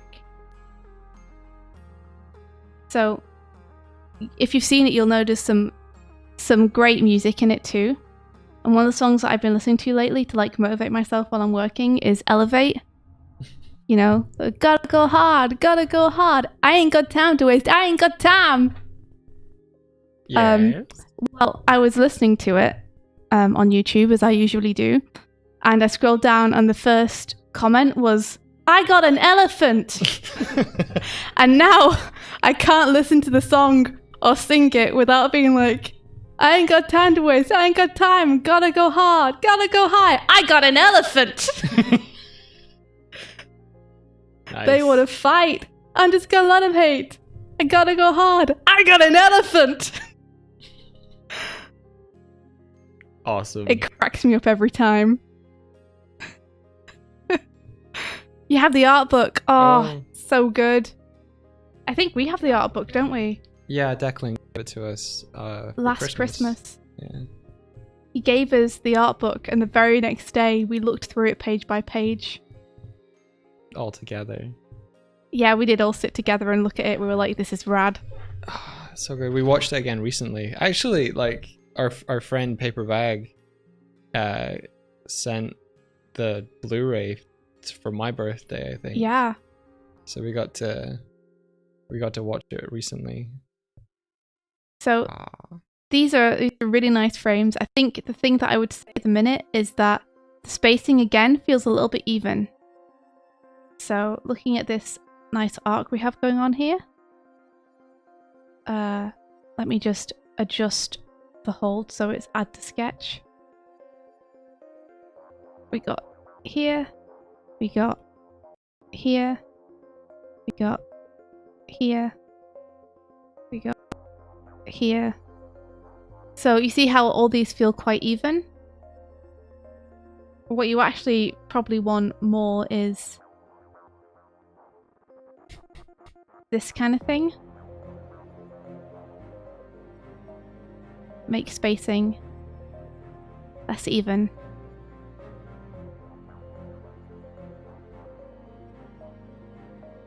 Hang time on top.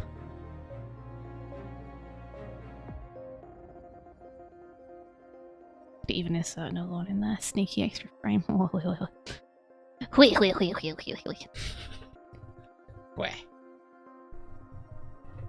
The drawings themselves, I like. I like that you are rotating the body around, not being afraid to like bit twists. I think some of the frames feel like they don't necessarily relate to the others as much. I like this one. And then we get this twist with the leg still kicking out. I think if you're gonna twist him over like this, it would make more sense for the next frame to be more like this, with his arms out. so he's like really flipping over. San says, India, you have the best voices, songs, giggles, and evil laughs. Thank you. I don't know if you want to say this on stream. Oh my gosh, what are you exposing me? What are you doing? But you were on the phone to your mum the other day, and she was telling you a little bit about one of the sides of your family, and you Oh my learned gosh. something. Oh, I did. Oh no. I mean, I can tell people that, I think. It's up to you. It's just related to Like- evil laugh. It's right in my head. Evil? Did I laugh evilly? No, sometimes you do though. But what did I do that you were... San just said that you have the best evil laugh, So, which makes me think about like how you laugh evilly in things like Animal Crossing. oh, I thought you were saying that I did something on the phone with my voice that was similar or something. No. You didn't laugh at your mum No, evilly. No. I screamed no very loudly when I learned the news that apparently someone in my family a couple of generations back was a murderer, and I was just screaming no at my mum for about 5 minutes. Shit sucks, man. What you gonna do? You know? Yeah. I apologize for my family. That's awful news. I don't know any other details yet. No, your mum didn't tell you anything else. She Well, just no, said- I think we just want to have the discussion in person. Like, when I right, learn okay. more about my family, I want to, like, hear more in person. My direct descendant, as far as them being... I don't know what she said. Yeah, I'm a direct descendant. I'm pretty sure. They're a father of one of my father's fathers or something, so... They say it's cute. Don't say that! Jeez, oh. It's the thing I least wanted to hear about my family, but, you know, there you are. So, yeah. Anywho, back to this animation. So... Oh jeez, Bert. No. What? Oh, jeez, Bird, please don't say that. Please, no, anything but that. So, the relationship between these two frames here, because they're in the same place, it makes me feel like at this point they've already hit the wall. But then because they get smaller on the following frame, I feel like maybe you're pushing them back further into the distance. In which case, I'd move this frame to be maybe here. So they're still on the arc. You know, going over to their landing. Okay. Yeah, it's held for a very long time too, which is another reason why it maybe feels like they've landed on the wall there. If they have landed on the wall there, I wouldn't have them shrink here. Okay, you're out of time on this one. Because, Sophie. Final notes. Okay, because there would be no reason for them to shrink on the wall if the camera hasn't moved, if the building hasn't moved, and if they haven't actually, like, transformed, then there's no reason. So keep that on the arc if you want it to be them traveling towards it, and maybe give it some fewer frames. Sorry, some fewer exposures is what I mean. Or just keep this the same size when they are on the wall. And yeah, look to make the spacing a bit less even. Look to maybe relate these poses to each other a little bit more on the flip over. And be wary of the arc. Make sure you keep the arc in mind and keep the spacing in mind. I think you probably... Let me have a look at the timing of this. Yeah, I think you want it to be a little bit faster as well. I think you might be holding each drawing for a little bit too many exposures here. For example, this one, mid-fall, is 1, 2, 3, 4, 5, 6 frames. You probably want to keep them on 3s, possibly 4s. With the takeoffs and landings on 2s. So that you get that feeling where we have that hang time in the middle. The zippity split. Zippity split!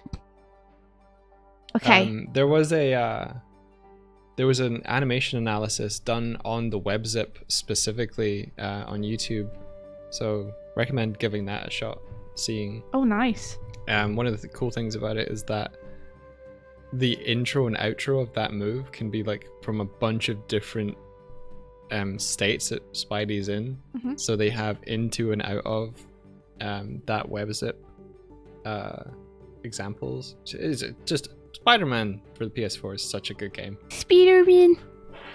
Okay, I'm gonna say now that this is gonna be the last one that I do this morning, and we'll follow up the rest tomorrow. I'm sorry, Mike. I have to get to work. That's fine. I'm cool with it. So I'm sorry, guys. I wasn't able to get through them all this morning, but we got through more than half, which means that tomorrow, we'll be able to finish off this batch, and I will still, of course, give you guys the next Animorning challenge this morning, so you can all get started if you'd like. There's one in the list called "Please Forgive Me" that I was interested in what that's about. You want to save that till tomorrow? Well, I mean, I kind of feel like now that I've clicked on this one, it would be... No, go for... No. Do that one. Yeah. Okay. Let's see. I might not have much to say about this one, because it might be, mind-blowing already. We'll watch that one tomorrow, as India said. What's the name of the person who did this one? This is Drev Barnes. Drev Barnes, okay. Ooh, look at that. That's so nice. I really like that camera move with the floor plane as well. Pablo, please watch that one. maybe we will. It's so nice. Predictably, I don't have much to say about this one. This one's great. I really like the feet feel very consistent on the ground, which is super nice. The way that you're rotating the figure here is so nice as well.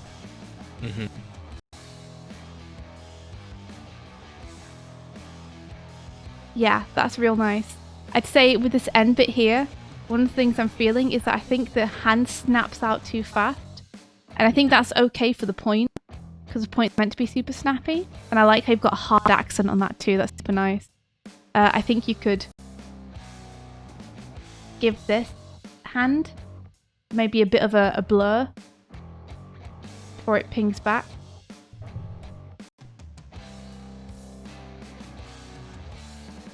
Oh, it's tough though as well, because it does go back.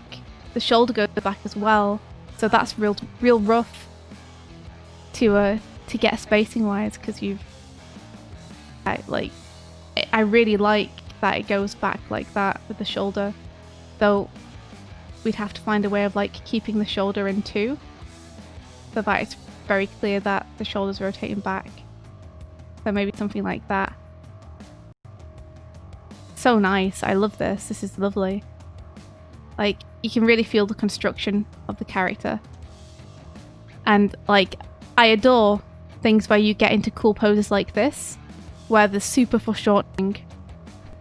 It's really nice. Yeah. You could keep this hands playing out a little bit here, if you wanted. And give it an indication of that shoulder.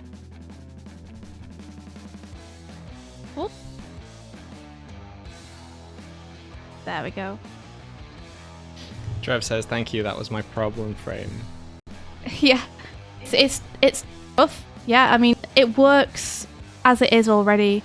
It's really hard because what you've done also looks great. It's feels like it zips out a bit too fast there, but then it works really well with the next frame. So it's very rough. I'll grant you an honorary 13th frame for this. Because the motion's already working and it's super cool, and it would just benefit from that, from the backhand not pinging out quite as fast as the front hand, so that the point really has the emphasis on it as being the snappier move. What do you feel like you learned from animating this, Trev?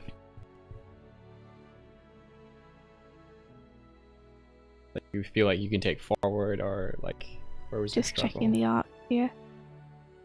Might be nice to see this head tuck under a little bit more here. The anticipation for this. Adding the shadows adds a lot to this as well. Yeah. You could splay that hand out a little bit. I think might help.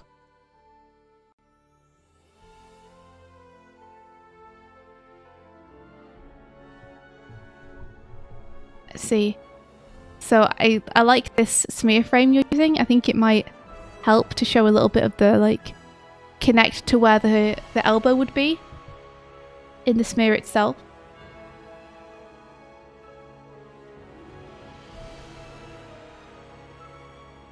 And then I wonder if you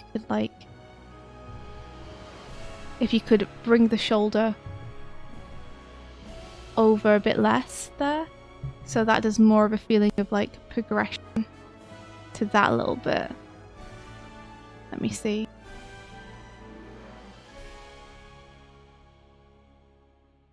Is that possible to do is the thing.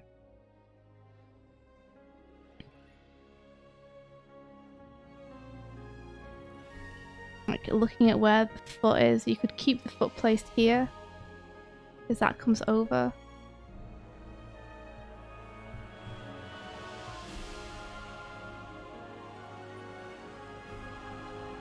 And then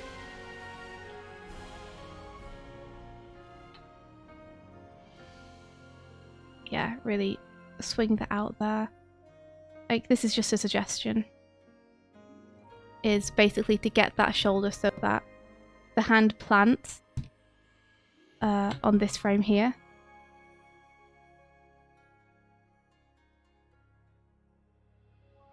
And then we get like the shoulder leaning there. I think would be super nice. At the same time though, this works very nicely as an anticipation for the spring off.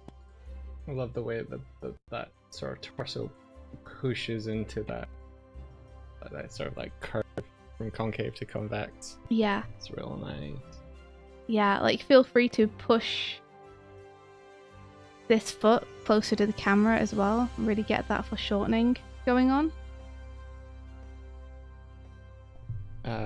Drev says, interpolating movements from reference in 12 drawings is tricky. Like the parts I decided to exaggerate to push it were a challenge. Oh, is that what you decided to do? You took reference. Interesting. That is interesting considering what the next challenge is. Might have given it away a little bit there. Maybe a little myself. bit. But okay, India, I think that we should at least watch this one. Okay. And we'll start with it tomorrow. Okay, that sounds good. That sounds good. Yeah. This is beautiful though, Drev. Like this is really, really beautiful. I love this. It's great. You could take the notes that I gave you and it could make it not as good. So feel free to try them if you want to. I think this is already working. I think that I would be trying would be out of curiosity to see if I could push it a bit. But honestly, not guaranteed to push it any more than it is. It already works really nicely. It's lovely. Super cool. I think, yeah, I learned that, Drev says, I learned that I tend to overcomplicate my movements in personal works, so having 12 drawings to do this really made me realize I can get great movement with low budget. Yeah, if you're very smart about where you put your frames, and it seems like you were very smart about where you put your frames, because anything that I try to adjust on this, I can see how it would take away from something as well as improving something. Mm-hmm. So you've obviously got the balance there, where it's like anything I alter is gonna impact the frames around it. Well, that's the thing. Because there's so few drawings, that any change that you make to them has such a big impact over how it feels and how it moves. Yeah, exactly. So like you nailed it. Really awesome work. Love this movement. Very cool. Thanks so much for participating. Yeah. Big brain frames. Exactly, yeah. Alright, let's have a look before we have to go then. Please forgive me. From, I believe this is Porky Boy. Porky Boy. Michael, these are us. This is... What is this? That's a bird in a barrio. What is this? Kofi Shi. Coffee she. Maybe it's like coffee shed or something. Let's have a look. I hope this plays properly on the stream. I'll give it a play. Yeah. Here we go. Are you all ready? I'm going to watch it on the stream rather than my screen so that I can see if it's playing properly. Okay. So there'll be a bit of a delay. Oh, no, it's so slow. Is it? Yeah. I think I'm going to stop it. What? Because it's not playing quickly. Okay. Let me Oh, it is grab... playing really slow. I can see it on the stream. What the I don't know. What the heck is happening? What is this? Let me grab... Doig and Swift, that's not how you walk. Let me grab this. How Open I the walk. VLC media player. Oh my gosh, what is this? That is some shit. Well, these are definitely flips. Yeah, that's some flips. Alright. I give him that. Let me just grab VLC. Okay, for a you know what? I'm going to second. watch it on your screen over your shoulder because Okay. I don't want to have a massive delay between What? you reacting to it and me reacting to it. Okay. Window capture, window capture, window capture.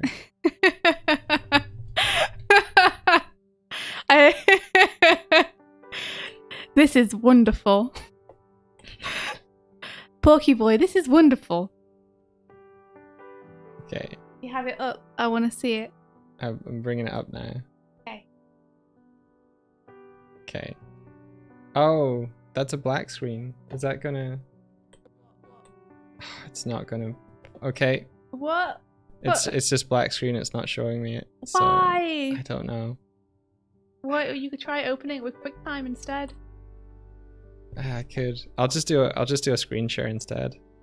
So But let me isn't just... that going to play it not great? No, it'll play it fine. Okay. Sorry for the rigmarole. We might have had a small indication about what this is.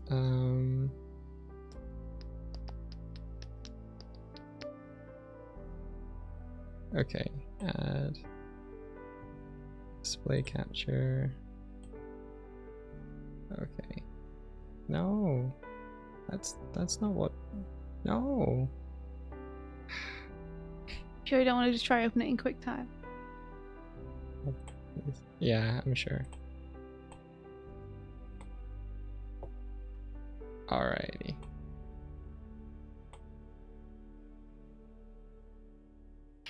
Oh, hello, OBS. I know, right? I'm gonna have to fix that. Okay. Oh, cool. Morgarak's just put in a Twitter link. Okay, awesome. It's got sound. It's got sound. Really? Oh my gosh. Okay. Okay, will we be able to hear the sound bite? Hope so. Okay, you coming to watch it over my shoulder? Do it. Okay, can you see it? Yeah. Alright.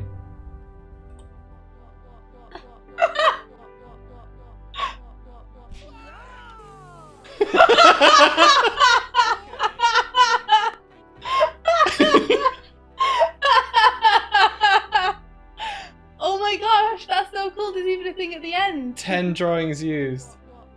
Oh my gosh.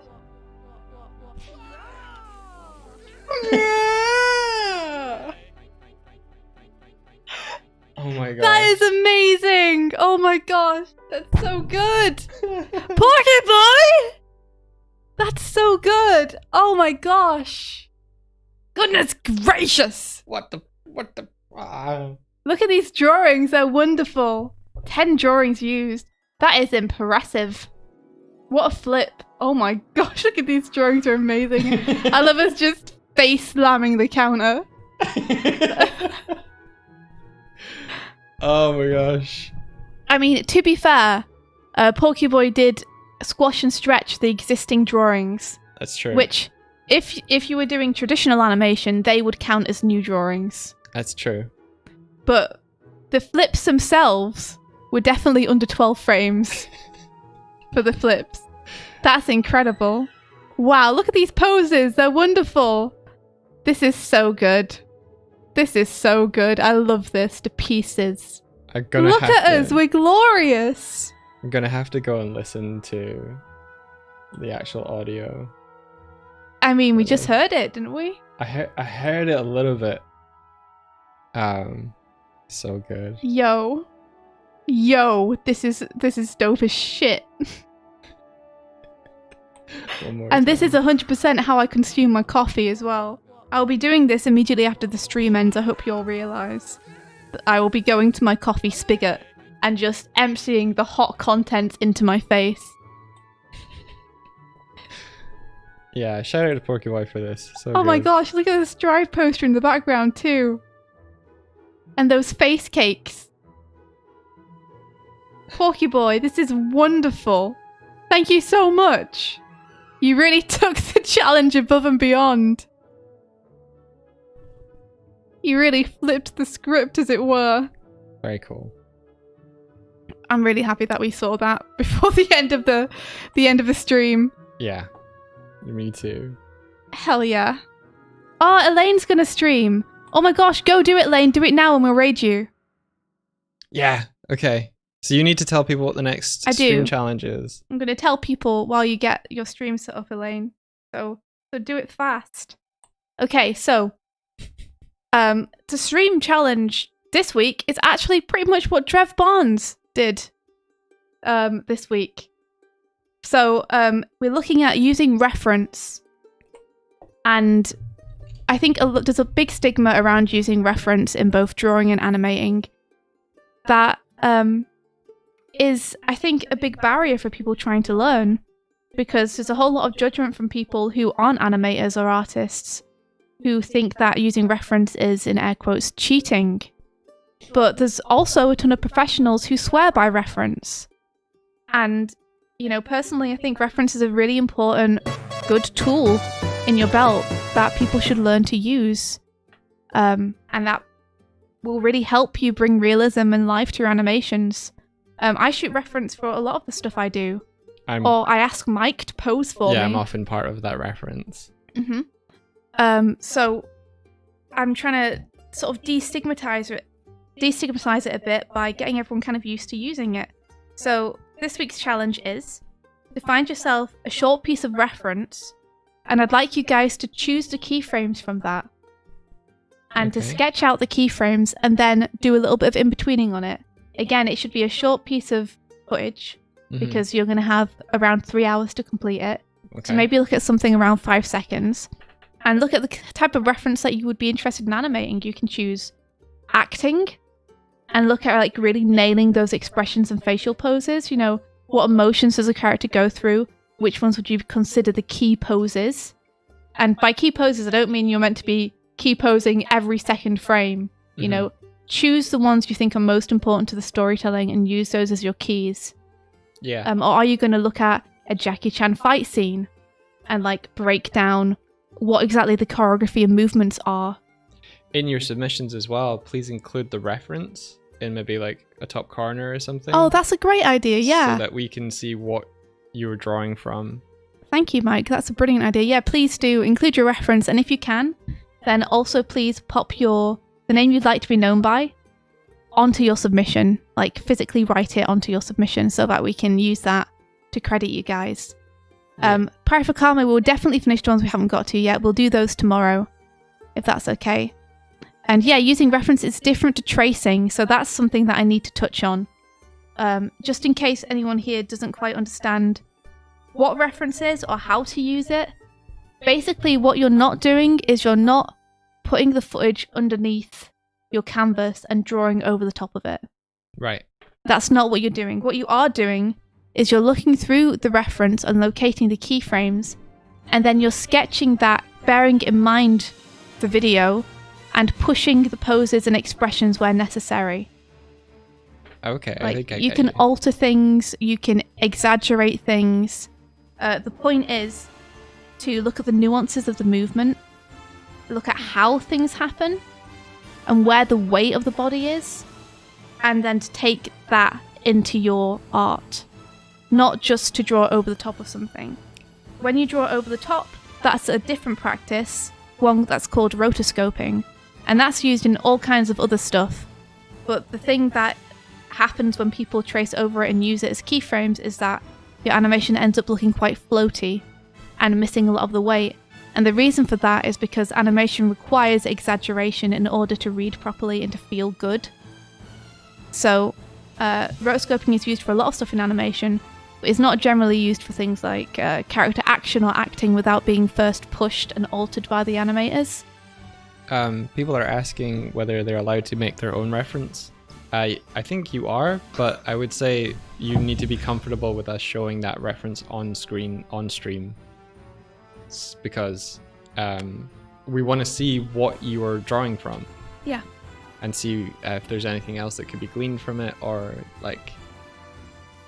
It's hard to give feedback on the use of reference without seeing the reference. That's very true, yeah. So if you want to do your own reference, you're completely welcome to, but be prepared for the world to see it. I'm an actor. End scene. Yeah. Yeah, so this will teach you, hopefully, it's going to teach you like how helpful reference can be, like how it can help you get to a finished product, how you can sometimes even use reference from one thing to influence something that is actually completely different in terms of your animation. You know, getting reference of a gymnast doing something, you know, like a flip off a beam, can become a character on top of a hovering car in the middle of a futuristic cityscape, like in a chase scene, flipping from one car to another. Yeah. You know,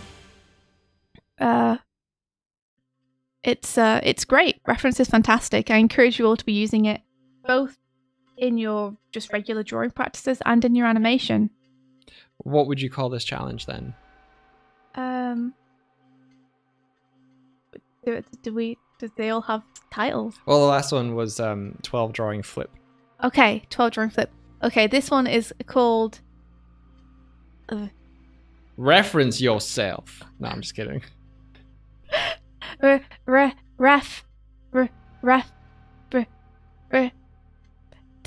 sound like a little dog. Life lessons. Because it's from life. But footage fiasco. The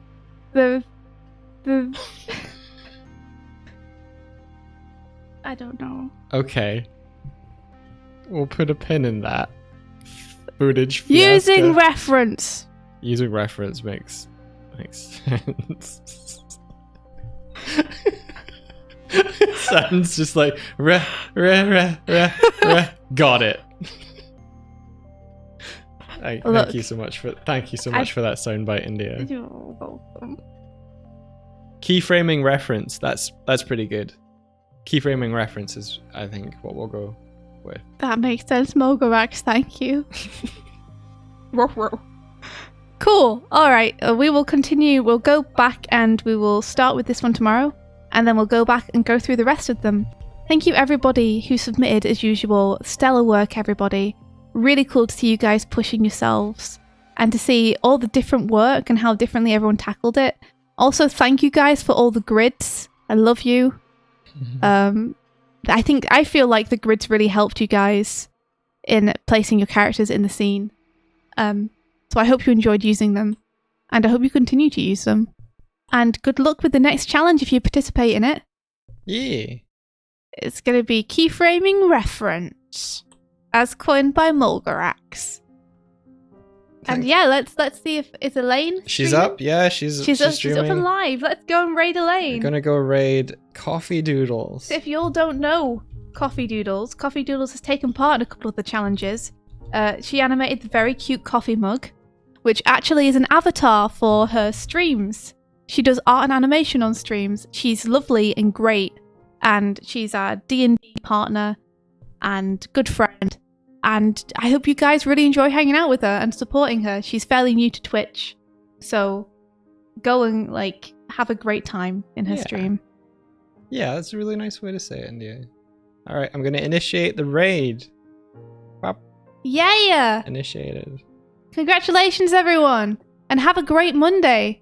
And may the rest of your day be filled with adventure. Take care, everyone, and thank you. Bye-bye.